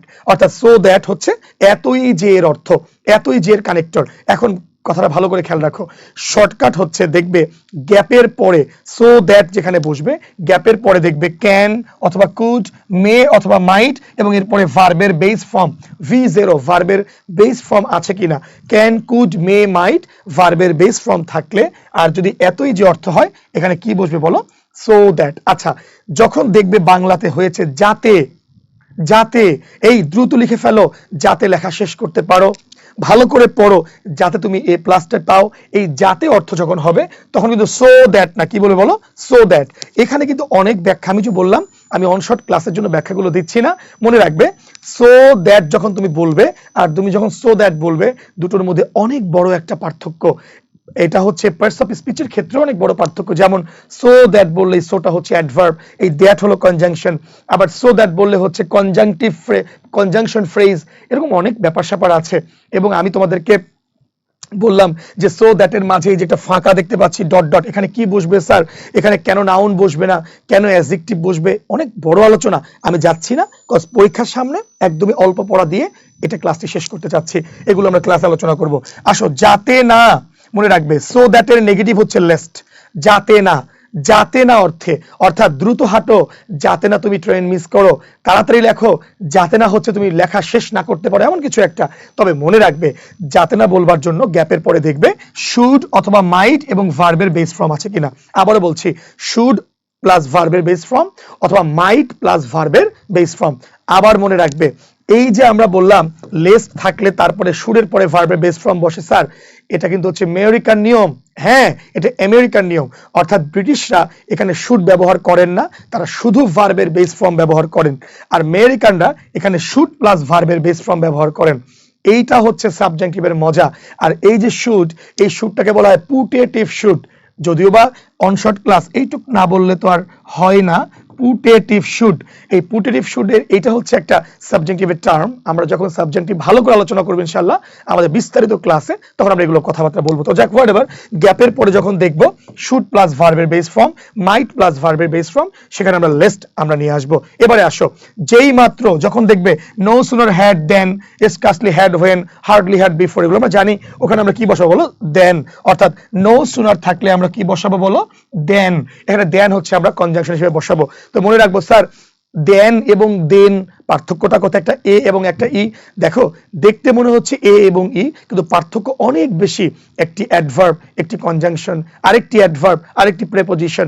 এই আলোচনাগুলো আমরা বলছি। তো অন শর্টে বারবার আমি চলে যেতে চাচ্ছি আলোচনার দিকে, বাট নিজেকে গুটিয়ে নিয়ে চলে আসছি। আমি চাচ্ছি না ওদিকে গিয়ে আমরা ক্লাসটা শেষ করতে পারবো না। তাহলে নো সুনার হ্যাড থাকলে পরে আমরা কি বলবো বলো, দেন। এবং এখানে যা আছে এগুলোকে বলা হয় কো রিলেটিভস। আবারও বলছি, এই স্লাইডে যা বলেছি তা হচ্ছে কো রিলেটিভস, অর্থাৎ একটার জন্য আরেকটা। এটা বললে ওটা লাগে। যেমন ইদার থাকলে সেখানে আমরা অর বসাবো, নেইদার থাকলে সেখানে আমরা নর বসাবো, নট অনলি থাকলে সেখানে আমরা বাট অলসো বসাবো, আবার নট থাকলে সেখানে আমরা কি বলবো বলো, বাট বসাবো, বাট। নট থাকলে বাট, নট অনলি থাকলে বাট অলসো, নেইদার থাকলে নর, ইদার থাকলে অর, ইত্যাদি। এখন মনোযোগ দিয়ে একটা কথা শোনো, এতক্ষণ ধরে যতগুলো কথা আমি বললাম সবই হলো ক্লজ কানেক্টর। এগুলো কিন্তু একটিও সেন্টেন্স কানেক্টর নয়, এবং এগুলো প্রত্যেকটি কনজাংশন। যেমন আসো, এই যে অর, এই যে নর, এই যে বাট, এরপরে আমি যা যা বললাম একটু বলে আসি, before, after, that, so that, lest, then, as if, as though, as, because, since, though, although, even though, till, until, এবং এর আগে যেগুলো বলেছি এই যে where, when, why, how, if, unless, in case. তবে এগুলো যা যা বলছি সবকিছু কনজাংশন, তবে একটু ব্যতিক্রম আছে। বলে রাখি, তোমরা যারা একটু হায়ার লেভেলের ইংলিশ জানতে চাও, বা যারা জানতে চাও স্যার আমি এমনভাবে পড়তে চাই, ইংলিশের বেসিককে ক্লিয়ার করে পড়তে চাই, কারণ দেখো তোমার সামনে এখন পরীক্ষা, তুমি আজকে একটা রাতে ওয়ান শট ক্লাস করে পুরো কানেক্টরসের বস হয়ে যাবা, এটা ভাবার কোনো জায়গা নেই। কারণ মনে রাখবে যে তুমি যদি বেসিক দিয়ে জানতে চাও, তোমাকে অনেক লম্বা লম্বা ক্লাস করে বেসিক জানতে হবে। মনে রাখবে, ইংলিশ কিন্তু কেবল পাস করার জন্য নয়, ইংরেজি পড়বো হচ্ছে ফিউচারের জন্য। অর্থাৎ আমি ভবিষ্যতে এমন কোনো পরীক্ষা ফেস করব না যে পরীক্ষাতে কিন্তু ইংলিশ নেই, এটা মনে রাখতে হবে। তার এটাগুলো কেন বললাম, কারণ এই যে ওয়্যার, ওয়েন, হাউ এবং ওয়াই যে চারটা বললাম, এগুলো আবার একই সাথে তোমার রিলেটিভ অ্যাডভার্বও হতে পারে। আবারও বলছি, রিলেটিভ অ্যাডভার্ব, হ্যাঁ, টার্মটা শুনে রাখো, এগুলো আমি কখনো কখনো তোমাদের পড়িয়ে দিব। আবার যেমন ধরো, আমি যে প্রথম যে টার্মে যেগুলো বললাম, যে হু, হুম, হুইচ, এই যেগুলো বললাম, এগুলো কিন্তু আবার বাক্যের মধ্যে রিলেটিভ প্রোনাউন হিসেবে ব্যবহৃত হয়। এগুলো বাক্যের মধ্যে রিলেটিভ প্রোনাউন হিসেবে ব্যবহৃত হয়। তো এই যে কথাগুলো আমি বললাম, এগুলো এখন মাথায় নেওয়ার দরকার নেই, জাস্ট এইটুকু মনে রাখো আমরা এই স্লাইডগুলোতে যেগুলো ইতোপূর্বে বলেছি এগুলো সবই হলো ক্লজ কানেক্টর। সবই কি বলো? Clause connector. কোনটার অর্থ কি, কোনটা কোথায় বসে, কোনটার টার্ম কি, সেগুলো বুঝিয়ে দিয়েছি। চলো এবার হচ্ছে আমরা আলোচনা করব আমাদের সেন্টেন্স কানেক্টর, যেটা হচ্ছে আমাদের প্রধান আকর্ষণ ক্লাসের। আমি খুব দ্রুত শেষ করে দিব, ভয় পাওয়ার কোনো কারণ নেই, খুব সহজে সাবলীলভাবে আলোচনা করে শেষ করবার চেষ্টা করছি। চলো, আগের কথা মনে আছে কিনা? সেন্টেন্স কানেক্টর মানে যেন কি বলেছিলাম বলতো? যেখানে গ্যাপের পরে একটা কমা থাকবে এবং যেখানে সেন্টেন্সগুলোকে যুক্ত করার একটা প্রয়াস থাকবে, সেগুলো হলো সেন্টেন্স কানেক্টর। এখন আসো, সেন্টেন্স যখন তুমি কানেক্ট করবা একের পর এক, তোমার মাথায় থাকবে কনজাংশন না কনজাংটিভ অ্যাডভার্ব, এটা প্রথম কথা। আচ্ছা, যখন দেখবা অনেকগুলো সেন্টেন্স একটির পরে একটি কোনো ধারাবাহিক কাজের বর্ণনা করছে, কোনো সিকোয়েন্স বর্ণনা করছে, যেমন ধরো আমি সকালে ঘুম থেকে উঠি, এরপরে আমি এই কাজ করি, এরপরে আমি এখানে যাই, এরপরে কলেজ যাই, এরপরে কোচিং সেন্টার যাই, এরপরে বাসায় ফিরে আসি। দেখো একটার পর একটা, এই যে একটার পরে একটা যে সিকোয়েন্সলি যে কাজটা করা, এখানে আমরা বাংলাতে যেগুলো বসাবো, যেমন ধরো আমরা বলতে পারি প্রথমত, আমরা বলতে পারি দ্বিতীয়ত, আমরা বলতে পারি তৃতীয়ত, চতুর্থত, এগুলো বলতে পারি। তো মনে রাখবে প্রথমত বললে আমরা এখানে উত্তর দিতে পারি ফার্স্টলি। এটা কিন্তু একটা কনজাংটিভ অ্যাডভার্ব, এটা কিন্তু কনজাংশন না, এলওয়াই আছে, মনে আছে কিনা? ওকে, এখন বলবে স্যার ফার্স্টলি ছাড়া আর কি কি বলা যায়? দেখো, ফার্স্টলি বলা যায় at first, first of all, at the beginning, in the first place, first and foremost, at the outset, initially. এতগুলো জিনিস তুমি এখানে ফার্স্টলি এর পরিবর্তে বলতে পারবে। স্যার আপনি এতগুলো জিনিস কেন শেখাচ্ছেন অনশর্ট ক্লাসে? এর কারণ কি জানো? তুমি ধরো পরীক্ষায় লিখে আসলে ফার্স্টলি, ধরো আমি তোমাকে উত্তর করলাম, বা ধরো কোনো কোচিং সেন্টার কিংবা কোনো টেস্ট পেপারে উত্তর দেওয়া আছে ফার্স্ট অফ অল। স্যার তাহলে কি আমারটা হয়নি? ইয়েস, তোমারটা হয়েছে। ওই ফার্স্টলি এবং ফার্স্ট অফ অল একই কথা বাবা, একই কথা, অনেকভাবে বলা যায়। আচ্ছা, দ্বিতীয় যে কাজটি করবে তুমি তখন বলতে পারবে দেন। এখন বলো স্যার আমি কি সেকেন্ডলি বলতে পারবো না, আমি কি থার্ডলি বলতে পারবো না? অবশ্যই বলতে পারবে, তবে মনে রাখবে দেখো তো কোনটা বেশি শ্রুতি মধুর মনে হয়। প্রথমত আমি ঘুম থেকে উঠি, দ্বিতীয়ত আমি কলেজ যাই, তৃতীয়ত হচ্ছে কোচিং এ যাই, চতুর্থত বাসায় চলে আসি, এটা সুন্দর? নাকি আর একটা বাক্য বলছি, প্রথমত ঘুম থেকে উঠি, অতঃপর আমি কলেজ যাই, এরপরে আমি কোচিং যাই, সর্বশেষে আমি ঘরে ফিরে আসি। তার মানে এই দ্বিতীয় তৃতীয়ত বললে চলে, তবে চলার মতো চলে না। এগুলো আরেকটু সুন্দর করতে হলে তুমি চাইলে বলতে পারো দেন, অতঃপর, তুমি বলতে পারো আফটার দ্যাট, তুমি বলতে পারো আফটার ওয়ার্ডস, তুমি বলতে পারো লেটার, LATER, নট LATTER বা LETTER, LATER লেটার। বানানটা খুব খেয়াল।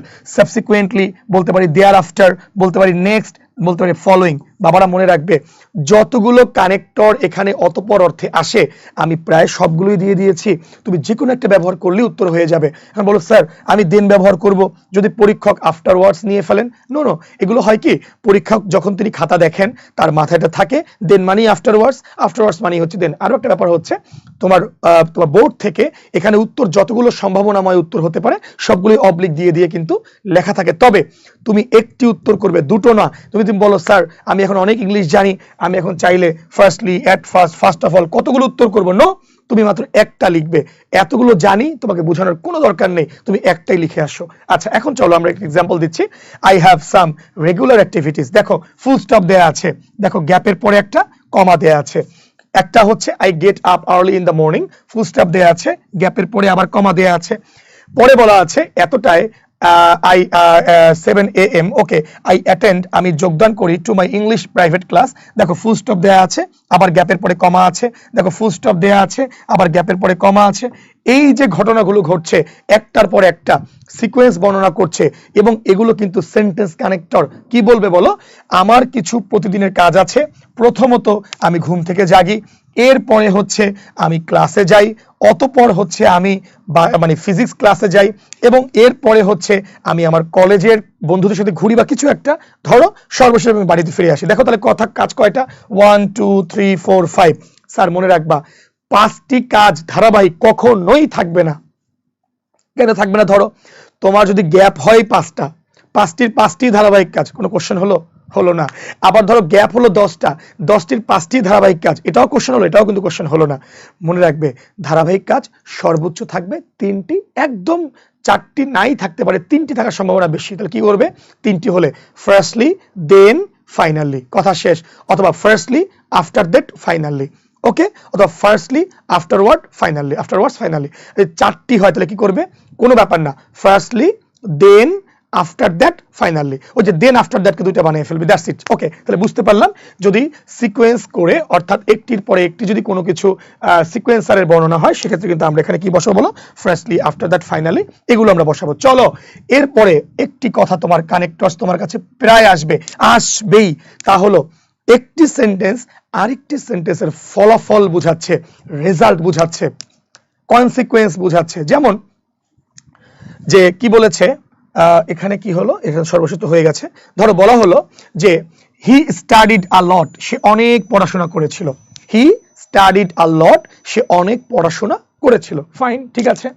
ফলাফল কি হয়েছে, হি got A plus in HSC, say HSC অথবা এসএসসি তে সে এ প্লাস পেয়েছিল, তাই তো।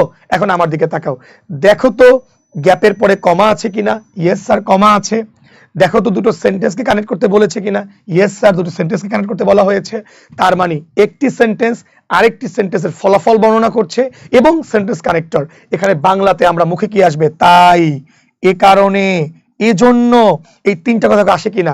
হি স্টাডিড আ লট, তাই he got A plus in HSC বা SSC. He studied a lot, এই কারণে he got A plus. He studied a lot, এজন্যে হি গট এ প্লাস। তাহলে দেখো এই কারণে, এজন্যে, তাই, এই কথাগুলো হতে পারে কিনা।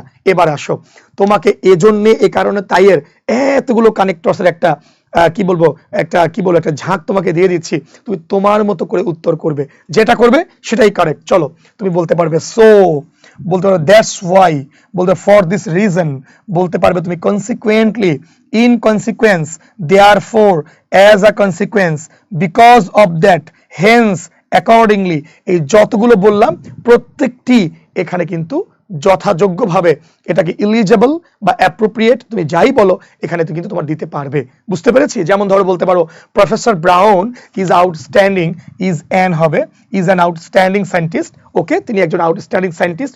ফলে কি হয়েছে, হি ইজ হাইলি রেসপেক্টেড, তিনি সবার কাছে রেসপেক্টেড, ফলে, তাই, এজন্যে কি হয়েছে বলো, হেন্স। তুমি চাইলে তোমার মতো উত্তর করতে পারো।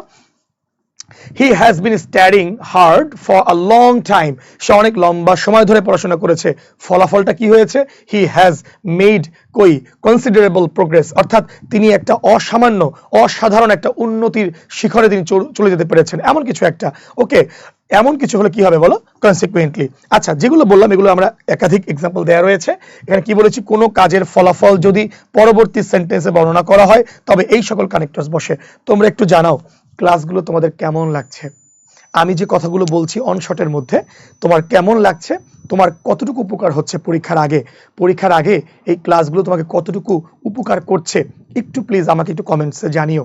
এবং আরেকটি কথা, তোমার দেখো আমি এই কথা ক্লাসে প্রায় বলি, যাকাত যেমন দিলে টাকা কমে না বরং টাকা বাড়ে, যাকাত দিলে প্রকৃতপক্ষে মানে মানে দেখা যায় চোখে যে টাকাটা কমে যাচ্ছে, অনেক টাকা যাচ্ছে, কিন্তু মনে রাখবে তোমার টাকা বেড়ে যায়, কারণ এই যাকাত এর অর্থ হচ্ছে ইনক্রিজ, বৃদ্ধি পাওয়া, যাকাত অর্থই বৃদ্ধি পাওয়া। আল্লাহর কথা সবসময় তো একদম সুপার, এখানে মিথ্যা কোন সন্দেহ করার জায়গাই নেই, তোমার ইমানই থাকবে না। তো যাকাত দিলে টাকা বাড়ে, 100% বাড়ে। তুমি আজকে 1 লাখ টাকা যাকাত দিয়েছো, কালকে তোমার দেখবা 20 জন স্টুডেন্ট ভর্তি হয়ে গেছে, তুমি কোথাও এক জায়গা থেকে বড় তুমি একটা অফার পাচ্ছ যে স্যার আপনি এই কাজটা করে দেন, অর্থাৎ কমে না, বাড়ে। আর দ্বিতীয় কাজ হচ্ছে স্যার জ্ঞান দিলে জ্ঞান বাড়ে, জ্ঞান কিন্তু কমে না, জ্ঞান এবং যাকাত যত দিবে ততই বাড়বে। আমি তোমাদেরকে বলছি কেন, দেখো এই ক্লাসটি তোমরা প্লিজ শেয়ার করে দাও, অনেক শেয়ার করো, এটা আমার জন্য যে লাভ তার থেকে তোমার জন্য লাভ বেশি, কারণ তোমার একটি শেয়ারের দ্বারা একটি ফ্রেন্ড যদি এই ক্লাসটি করে পরীক্ষায় ভালো করে, বিলিভ করো ও তোমার জন্য দোয়া করবে, আমি দোয়া পাবো একটুকু, আমি ওর সাথে কিন্তু দোয়া পাচ্ছি অ্যাজ আ টিচার, আমিও ভার্চুয়ালি হোক অনলাইনে হোক আমি কিন্তু ওর টিচার হয়ে যাচ্ছি, এটা আমার জন্য বেশ ভালো লাগবে টিচার হিসেবে, এবং তোমার কাছ থেকে তোমার একটা ফ্রেন্ড কিন্তু এই ক্লাসটি দেখে গেল। সুতরাং আশা করি তোমাদের ক্লাসগুলো বেশ ভালো লাগছে। তাহলে কি বলছিলাম, কোনো ফলাফল যখন বর্ণনা করা হয় আমি এই সকল কানেক্টরস গুলো এখানে ব্যবহার করব। এবারে আসো বাচ্চারা, বলো স্যার ফলাফল যদি একটা না অনেকগুলো পাই, অর্থাৎ এমনভাবে পড়াশোনা করেছি আমি প্লাস পেয়েছি, আমি ইউনিভার্সিটিতে চান্স পেয়েছি, আমি স্কলারশিপ পেয়েছি, এরপরে হচ্ছে আমি একটি বড় চাকরি পেয়েছি, এমন যদি কিছু হয়, কোনো ব্যাপার না, হলে তোমার হাতেও সেখানে কানেক্টরস আছে, সেটা কি দেখো তো। ধরো এখানে বাক্যটা বলি, হি স্টাডিড আ লট, সে পড়াশোনা করেছিল, গ্যাপের পরে দেখো কমা আছে, এগুলো মনে আছে কিনা, কমা থাকতে হবে। ফলে সে এ প্লাস পেয়েছে, এই একটা কাজ এসএসসি বা এইচএসসি। দ্বিতীয় আরো একটা ফলাফল, he got chance in DMC কিংবা বুয়েট কিংবা ঢাকা ইউনিভার্সিটি কিংবা অন্য কোনো ইউনিভার্সিটি কিংবা হচ্ছে যে কোনো ভার্সিটি। বাংলাদেশের কোনো ভার্সিটি খারাপ না স্যার, মনে রাখবে। বা খারাপ না কথাটা কেন বললাম, মানে একটা কথা হচ্ছে আমরা যদিও বা এশিয়া বা ওয়ার্ল্ডের মধ্যে আমাদের টপ লেভেলের ইউনিভার্সিটিগুলো নেই, কিন্তু স্যার একটা কথা মনে রাখবে, যেখানেই পড়ো অনেক জানার জন্য পড়ো, নিজেকে এনরিচ করো, নিজেকে ছাড়িয়ে যাওয়ার জন্য পড়ো, দেখবে তুমি ওখান থেকে ভালো করবে। অর্থাৎ নিজেকে গুটিয়ে রাখার কিছু নেই স্যার। তুমি বাঙালি তো কি হয়েছে, আরে আমি তো বাংলাগি, তুমি বাঙালি তো কি হয়েছে, এমন ভাবে পড়বে যে পুরো পৃথিবীকে তাক লাগিয়ে দিবে, এমন ভাবে পড়বে তুমি তো দেশের মধ্যে তাক লাগিয়ে দিবে। এত তো বেড়ে নেওয়ার কিছু নেই। মনে রাখবে তোমার জায়গা থেকে তোমাকে উপরে উঠতে হবে। একটা কথা মনে রাখবে, অজুহাত দেয় কারা জানো? অজুহাত দেয় হচ্ছে যারা করতে চায় না, যারা পারে না। আর অজুহাতকে হাতের নিচে রেখে যারা এগিয়ে যায় তারাই হচ্ছে আসল শিক্ষিত অথবা বুদ্ধিমান বা বুদ্ধিমতী। তো চলো কি হয়েছে, তাহলে বলেছে সে অনেক পড়াশোনা করেছিল, এ কারণে সে এ প্লাস পেয়েছে, এরপরে সে ডিএমসি তে চান্স পেয়েছে, এবার সে স্কলারশিপ পেয়েছে ইউএসএ তে, ধরো এমআইটি তে স্কলারশিপ পেয়ে গেল। এবার তুমি বলো পড়াশোনা করার ফলাফল কি একটা না তিনটা? তিনটা, এ প্লাস, ডিএমসি, এমআইটি।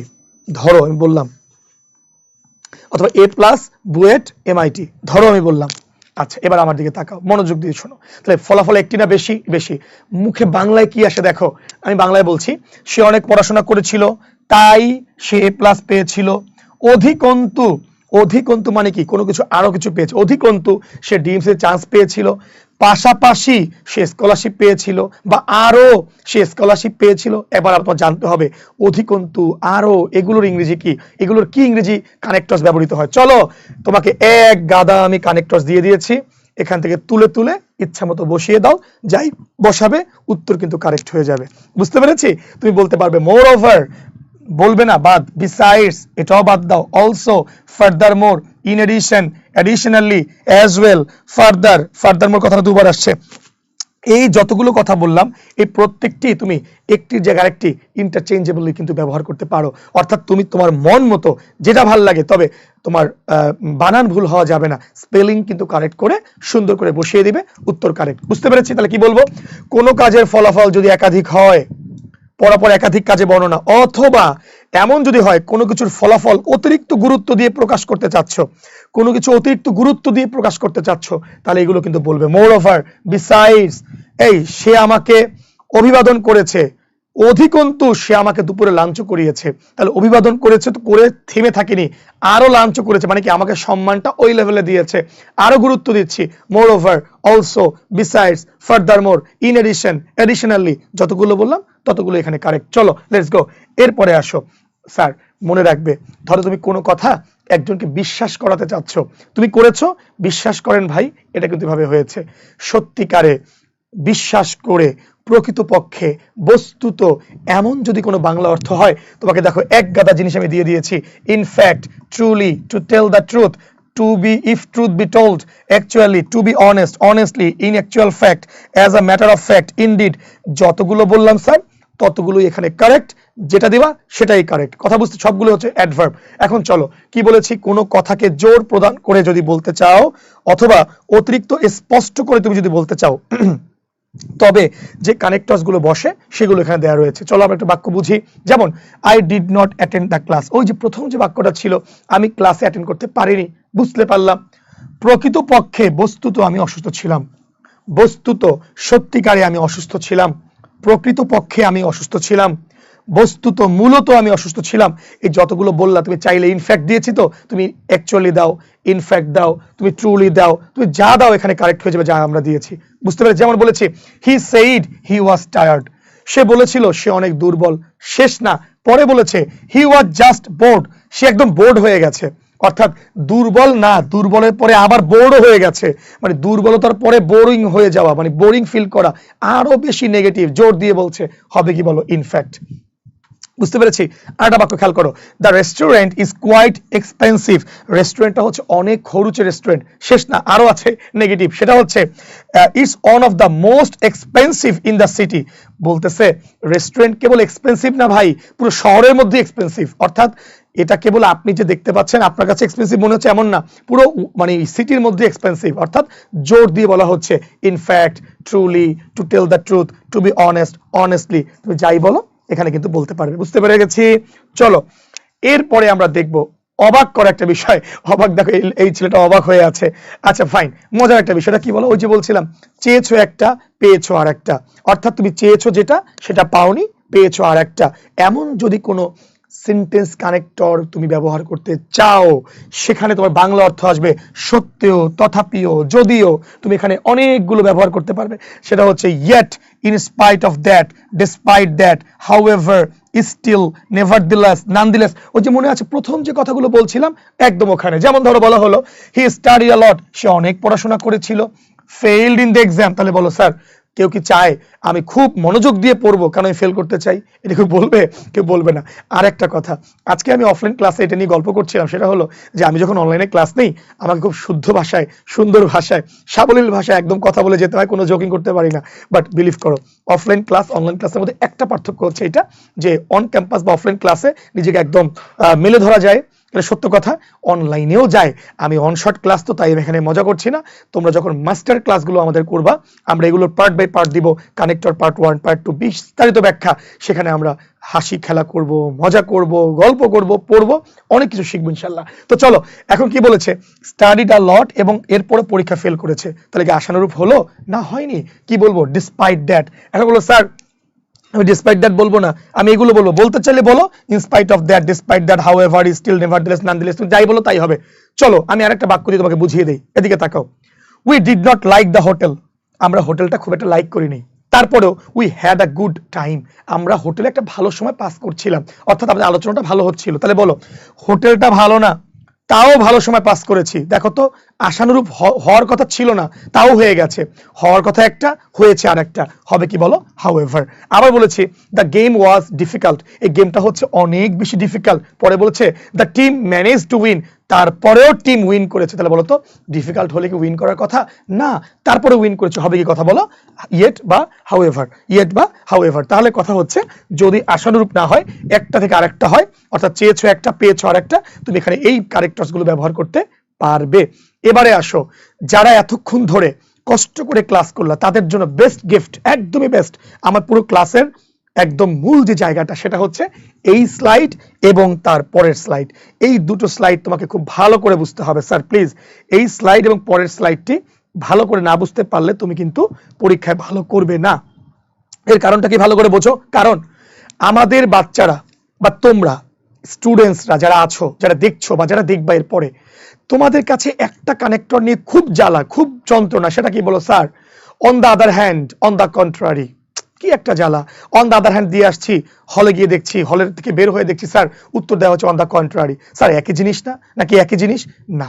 একই জিনিস না, দেখতে এক হলেও এক না। ওই যে ক্লাসে মজা করে একটা কথা বলি, পাকিস্তান গুলিস্তান এক কিন্তু না। উত্তর বা শুনতে সহজ হলেও আজকের ক্লাসের পরে আমি চ্যালেঞ্জ করছি, একদম চ্যালেঞ্জ, আজকের ক্লাসের পরে ইনশাল্লাহ তোমার on the other hand, on the contrary আর কখনোই ভুল হবে না, যদি তুমি এখন থেকে ঘড়ি ধরে ঠিক 5 মিনিট এই কথাটা মনোযোগ দিয়ে শোনো। চলো শুরু করি আমরা।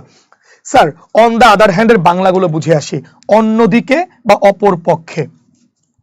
ঠিক আছে, অন্যদিকে আমি এটা করছি, অন্যদিকে আমার বাবা ওটা করছেন, বা অপর পক্ষে তুমি ওটা করছো, এটা হচ্ছে অন দ্য আদার হ্যান্ড। তবে কয়েকটা সূক্ষ্ম সূক্ষ্ম পার্থক্য, সেটা কি বলতো? একটা, অন দ্য আদার হ্যান্ড এটা হচ্ছে, মনোযোগ দিয়ে শোনো, এখানে দুজন ভিন্ন ব্যক্তি বা বস্তু হবে। অর্থাৎ অন দ্য আদার হ্যান্ড যে সেন্টেন্স কানেক্টরে বসাবে, দুটো সেন্টেন্সের সাবজেক্ট একজন হবে না, ভিন্ন ভিন্ন লোক হবেন। যেমন ধরো মাই father is sleeping, my mother is reading news paper. তাহলে বলো তো দুটো বাক্যের সাবজেক্ট কি একজন? না, আমার বাবা একজন, আমার মা আর একজন। অর্থাৎ দুটো সেন্টেন্সের সাবজেক্ট ভিন্ন ভিন্ন সাবজেক্ট, সেখানে আমি বসাবো কি বলো? On the other hand. My father is sleeping, আমার বাবা ঘুমাচ্ছেন, অন্যদিকে আমার মা হচ্ছে নিউজ পেপার পড়ছেন। অন্যদিকে দুজন ভিন্ন ব্যক্তি অন্যদিকে অন্য কাজ করছেন, হবে কি? On the other hand. 1 number trick. 2 number trick, একই সাবজেক্ট যদি হয়, ভালো করে বোঝো, ধরো উভয়তে একই সাবজেক্ট, ধরো বলা হলো কি যে তুমি বললা স্যার তাহলে অন দ্য আদার হ্যান্ড কি সর্বদা কি এমন হবে যে ভিন্ন ভিন্ন সাবজেক্ট হবে? না, একই সাবজেক্ট হতে পারে পাশাপাশি সেন্টেন্সে, তবে এটা পার্থক্য হচ্ছে কাজ হবে ভিন্ন, কাজ কিন্তু এক হওয়া যাবে না। সাবজেক্ট এক হোক কিন্তু কাজ হবে ভিন্ন। যেমন some people enjoy crowded cities. ভালো করে বুঝো, some people enjoy crowded city, কিছু কিছু জনগণ যারা খুবই ক্রাউডেড সিটি পছন্দ করে না, অনেক লোক ভাল লাগছে, কথা বলবো, সামাজিকতা রক্ষা করবো, কিছু একটা। আদার্স, অন্যরা, prefer the peace and quiet of the country side. আবার কেউ মনে করেন যে হচ্ছে আমি কি, কেউ মনে করেন আমি কান্ট্রি সাইড পছন্দ করি। তাহলে খেয়াল করো তো, এখানে যে মানুষরা পছন্দ করেন ক্রাউড, ওই মানুষরাই কি কান্ট্রি সাইড পছন্দ করেন? না, অন্য মানুষরা পছন্দ করেন। তার মানে কি উভয় সেন্টেন্সের সাবজেক্ট একজন না, ভিন্ন ভিন্ন সাবজেক্টের ভিন্ন মানুষের পছন্দ ভিন্ন হবে কি অন দ্য আদার হ্যান্ড। আর এক মানুষ কিরকম, যেমন I want to visit London, আমি হচ্ছে লন্ডন ভিজিট করতে চাই, একটা কথা, সাবজেক্টকে আমি, পরে আবার বললাম আই হ্যাভ বিন প্যারিস, কিন্তু আমি এখন কোথায় আছি, কি বলো, আমি কিন্তু প্যারিসে আছি। এবার দেখো দুটো সেন্টেন্সের সাবজেক্ট আই, একই লোক কিন্তু আমার কাজ দুটো। আমি চাই লন্ডন যেতে কিন্তু আছি কোথায়, বলো, প্যারিসে। অর্থাৎ সাবজেক্ট একই কিন্তু চাওয়া পাওয়া ভিন্ন, এমন হলে হবে কি বলো, অন দ্য আদার হ্যান্ড। তাহলে প্রথম দুটো কথা আমি আরেকটু ক্লিয়ার করছি। অন দ্য আদার হ্যান্ড আরো কয়েক জায়গায় বসে, দেখবা shortcut, on the other hand হ্যাঁ বোধক বাক্যের পরে বসবে সাধারণত, সাধারণত অ্যাফার্মেটিভ বা হ্যাঁ বোধক বাক্যের পরে অন দ্য আদার হ্যান্ড বসবে। আমি ধরুন অন দ্য কন্ট্রারি বলিনি, একটু ওয়েট। যেমন ধরো booking flight is easy, flight booking করা খুবই ইজি। অথবা বললাম হচ্ছে যে হি ইজ, এটাই বলি, বুকিং ফ্লাইট ইজ ইজি, পরে বলো হলো বুকিং হোটেল ইজ নট, কিন্তু বুকিং হোটেল না। তাহলে দেখো তো বাচ্চারা, বললাম বুকিং হোটেল আর বুকিং ফ্লাইট এক কাজ না দুই কাজ? বুকিং হোটেল একটা সাবজেক্ট, বুকিং ফ্লাইট আর একটা ভিন্ন সাবজেক্ট, এক সাবজেক্ট না, ভিন্ন সাবজেক্ট। প্রথমটা হ্যাঁ বোধক বাক্য, ইজ ইজি, হ্যাঁ বোধক, এরপরে কি বসছে বলো, অন দ্য আদার হ্যান্ড। আরেকটা মজার কথা মনে রাখবা, অন দ্য আদার হ্যান্ড হ্যাঁ বোধক বাক্যের পরে বসবে, আবার অন দ্য আদার হ্যান্ড সাবজেক্টের পরেও বসতে পারে। বলো স্যার এভাবে লিখছেন কেন, তো এভাবে হতে পারতো যে booking flight is easy, on the other hand booking hotel is not, ওটাও লেখা যায়। আবার বুকিং হোটেলের পরেও অন দ্য আদার হ্যান্ড লেখা যায়। কেন লিখেছি জানো? পরীক্ষার হলে মাঝে মাঝে সাবজেক্টের পরে একটা গ্যাপ দিয়ে বলবে কানেক্টরস বসাও, ভয় পাওয়ার কিছু নাই স্যার। যখন দেখবা অন্যদিকে অপর পক্ষে এমন কোনো বাংলা আসছে সাবজেক্টের পরে গ্যাপ দিয়েছে, তুমি বলবা কি বলো, অন দ্য আদার হ্যান্ড। বলো স্যার তাহলে নেগেটিভের পরে, অর্থাৎ নেগেটিভ বাক্যের পরে, আপনি বলেন হ্যাঁ বোধক বাক্যের পরে অন দ্য আদার হ্যান্ড, না বোধক বাক্যের পরে কি কখনোই অন দ্য আদার হ্যান্ড কি বসাতে পারবে না বা বসাবো না? আরে বাবা, তুমি না বোধক বাক্যের পরে অন দ্য আদার হ্যান্ড বসাতে অবশ্যই পারবে। যেমন হি ইজ নট লেট, সে লেট নয়, পরে কি বলেছে, he is doing his job perfectly, তা সত্ত্বেও তারপরেও সে তার কাজ পারফেক্টলি করেছে। অর্থাৎ নেগেটিভের পরেও কিন্তু অন দ্য আদার হ্যান্ড কিন্তু বলা যায়। এখন মনোযোগ দিয়ে খেয়াল করো, চারটা কথা। এক নাম্বার, অন দ্য আদার হ্যান্ডে সাবজেক্ট হবে ভিন্ন, নাম্বার ওয়ান, এক নাম্বার কথা। অন দ্য আদার হ্যান্ডে সাবজেক্ট হবে কি বলো স্যার, ভিন্ন, ভিন্ন সাবজেক্টে ভিন্ন কাজ, এক। দু নম্বর, অন দ্য আদার হ্যান্ডে সাবজেক্ট যদি একও হয় কাজ হবে ভিন্ন, কাজ হবে ভিন্ন। তিন নম্বর কথা, হ্যাঁ বোধক বাক্যের পরে অন দ্য আদার হ্যান্ড হতে পারে, হওয়ার সম্ভাবনাই সবচেয়ে বেশি, গুড।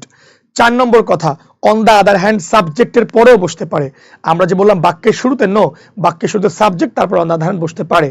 আর পাঁচ নম্বর, নেগেটিভ বাক্যের পরেও চাইলে অন দ্য আদার হ্যান্ড বসানো যায়। এবার চলো অন দ্য কন্ট্রারি, এই যে জায়গাটা, স্যার এই বেটা কোথায় বসবে, দেখবা আজকের পরে ভুল হবে না। সেটা কি, অন দ্য কন্ট্রারি, মনে রাখবা এখানে সাবজেক্ট ভিন্ন নয়, এখানে সাবজেক্ট এক, একই সাবজেক্ট তবে ভিন্ন কাজ করছে। যেমন কি বলেছি, একই ব্যক্তি বা বস্তুর দুটি ভিন্ন কাজে বর্ণনা করতে হচ্ছে আমরা অন দ্য কন্ট্রারি। যেমন my father is not sleeping, আমার বাবা ঘুমাচ্ছেন না। He is reading newspaper, বরং সে নিউজ পেপার পড়ছেন। এখন বলো দুটো বাক্যে ঘুমাচ্ছেন না কে, বাবা, নিউজ পেপার পড়ছেন কে, তিনিও হচ্ছেন বাবা। অর্থাৎ আগের বাক্যের সাবজেক্ট পরের বাক্যের সাবজেক্ট একই সাবজেক্ট, তার মানে হচ্ছে এখানে কি বলবো বলো, অন দ্য কন্ট্রারি। আর বলো স্যার একটু আগে তো আপনি বলে আসছেন একই সাবজেক্ট হলে অন দ্য আদার হ্যান্ডও হতে পারে, তাহলে পার্থক্যটা কোথায় হলো? ইয়েস, এই উত্তর দিয়ে দিচ্ছি, মনে রাখবা। দেখো তো, অন দ্য কন্ট্রারি যেখানে হবে একই সাবজেক্টের পরে, অবশ্যই প্রথম যে বাক্যটা দেখবা নেগেটিভ হবে, প্রায়শই, প্রায় নেগেটিভ। দেখো my father is not sleeping, দেখো negative. He was not late, দেখো negative. This job is not boring, দেখো negative. The exam is not difficult, দেখো নেগেটিভ। কি বুঝতে পেরে গেছো? ক্লিয়ারলি বুঝতে পারছো? আবার দেখো, হি ওয়াজ নট লেট, তিনি লেট না। হি রিচড 10 মিনিটস আর্লি, বরং সে 10 মিনিট আগে চলে আসছে। তাহলে দেখো লেট করে নাই সে, আগেও আসছে সে, একই সাবজেক্ট। এবং দেখো নট আছে, আমি কি বসাবো? অন দ্য কন্ট্রারি না on the other hand? On the contrary. আর একটা ছোট্ট ট্রিক বলে দিই স্যার, একদম ইজি, এরপরে জীবনে কোনো ভুল হবে না, মনে রাখবা।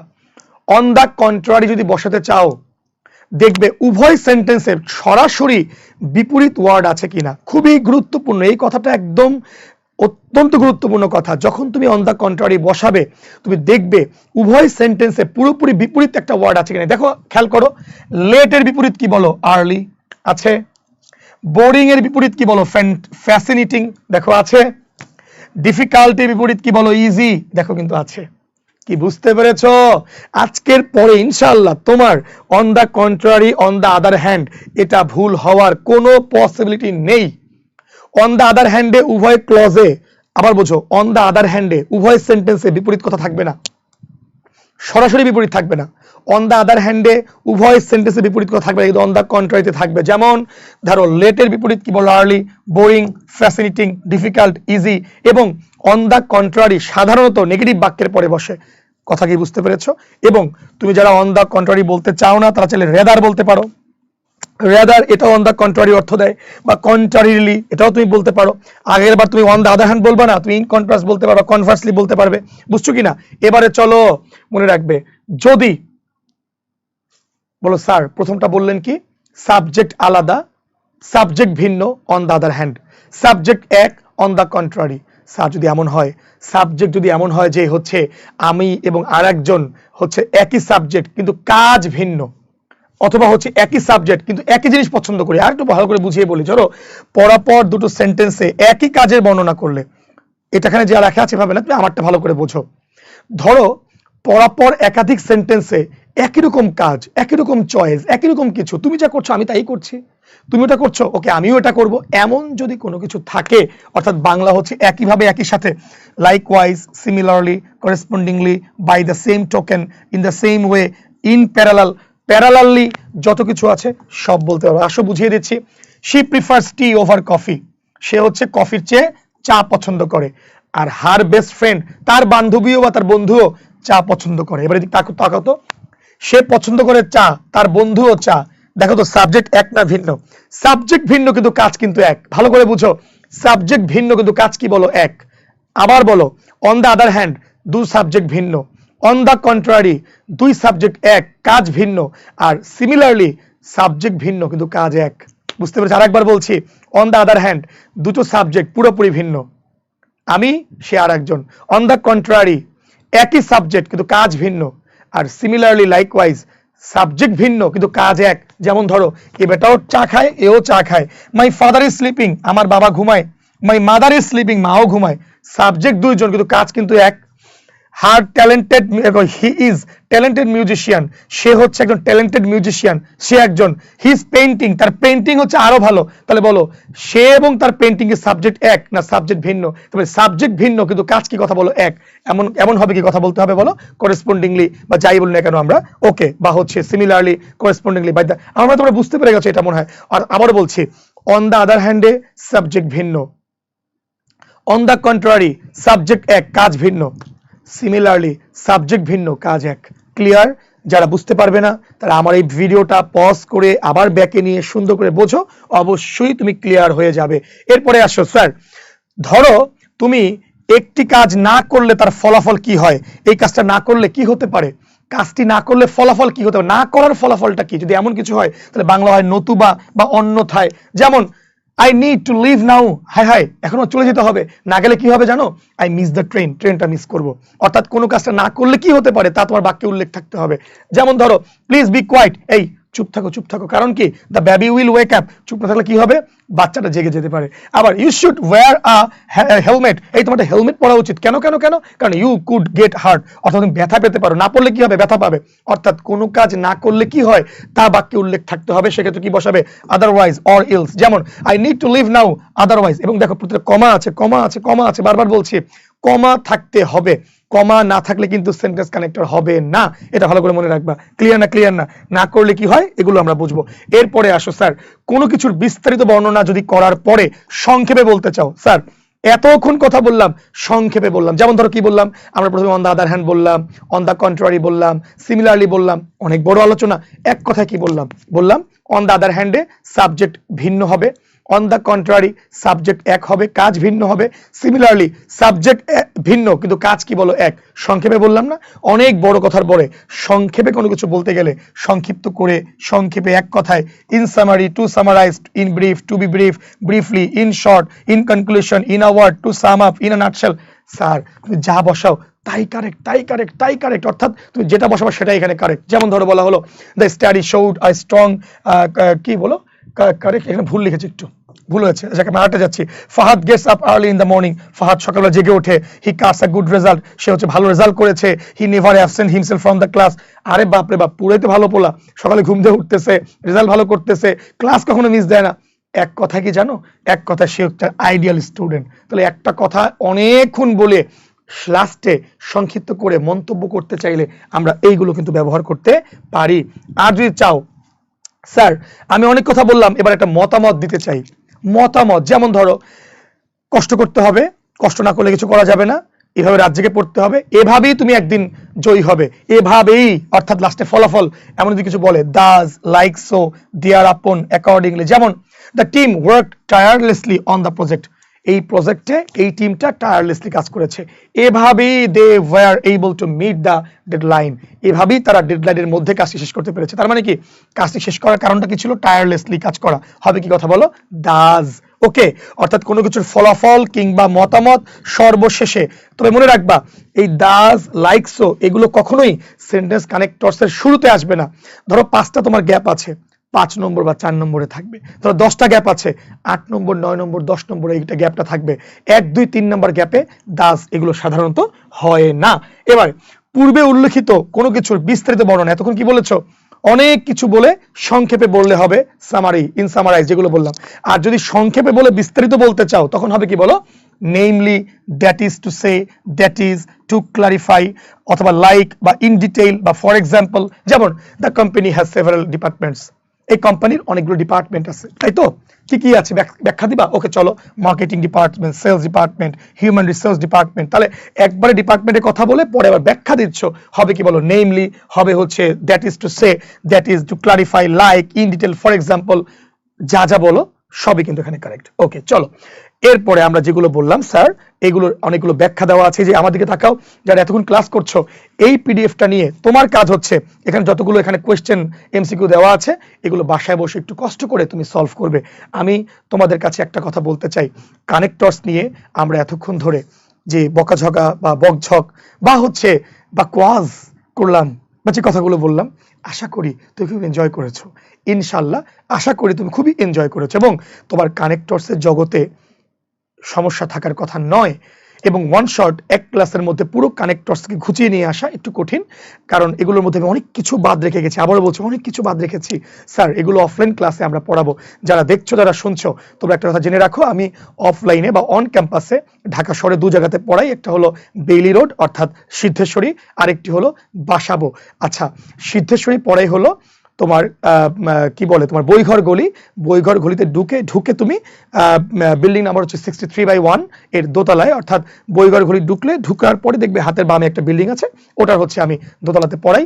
আর বাসাবোতে পড়াই হচ্ছে বাসাবো খেলার মাঠের পাশে পূবালী ব্যাংক, এই পূবালী ব্যাংকের বিল্ডিং এর নিচতলাতে হচ্ছে পড়াই। তোমরা যারা ঢাকা শহরে বিভিন্ন জায়গা থেকে আমাকে দেখছো, তোমরা অফলাইনে চলে আসো বা অন ক্যাম্পাস আসো, ইনশাল্লাহ বিস্তারিত অনেক আলোচনা হবে। এগুলোর বই দেওয়া হয়, এগুলো আলাদাভাবে বই দিয়ে পড়ানো হয়, ভালো ভালো লেকচার শিট দেওয়া হয়, এগুলো দিয়ে পড়লে পড়াটা অনেক কাজে লাগবে স্যার। আর যারা দূর থেকে আমাকে দেখছো বা যাদের আমার কাছে পড়বার মতো সেই পরিমাণ সময় বা দূরত্ব বা মেনটেনেন্স নাই, তারা এইটুক দেখে মোটামুটি পরীক্ষাটা মোটামুটি ভালো দিয়ে আসো। আমি সবার কাছে আমার জন্য দোয়া চাচ্ছি, আমি সবার কাছে আমার বাবা মা, আমার পরিবারের জন্য দোয়া চাচ্ছি, আমার বাচ্চার জন্য দোয়া চাচ্ছি, আমার ওয়াইফের জন্য দোয়া চাচ্ছি, আমার জন্য দোয়া চাচ্ছি। এবং আমি এটা দোয়াটা চাচ্ছি যাতে হচ্ছে আমি আমার শিক্ষকতার এই যে প্রসারতা যেগুলো পড়াচ্ছি, যাতে আল্লাহ আমাকে অনেক দিন ধরে এই কাজে আল্লাহ আমাকে নিয়োজিত রাখেন এবং আমি যাতে করে হচ্ছে পড়াতে পারি, এই স্টুডেন্টসদের এই খেদমতটুকু আমি করে যেতে পারি, সেই দোয়া তোমাদের সবার কাছে আমি চাচ্ছি। সবাই আমার জন্য দোয়া করবে। All the very best. আসসালামু আলাইকুম ওয়া রাহমাতুল্লাহি ওয়া বারাকাতুহু।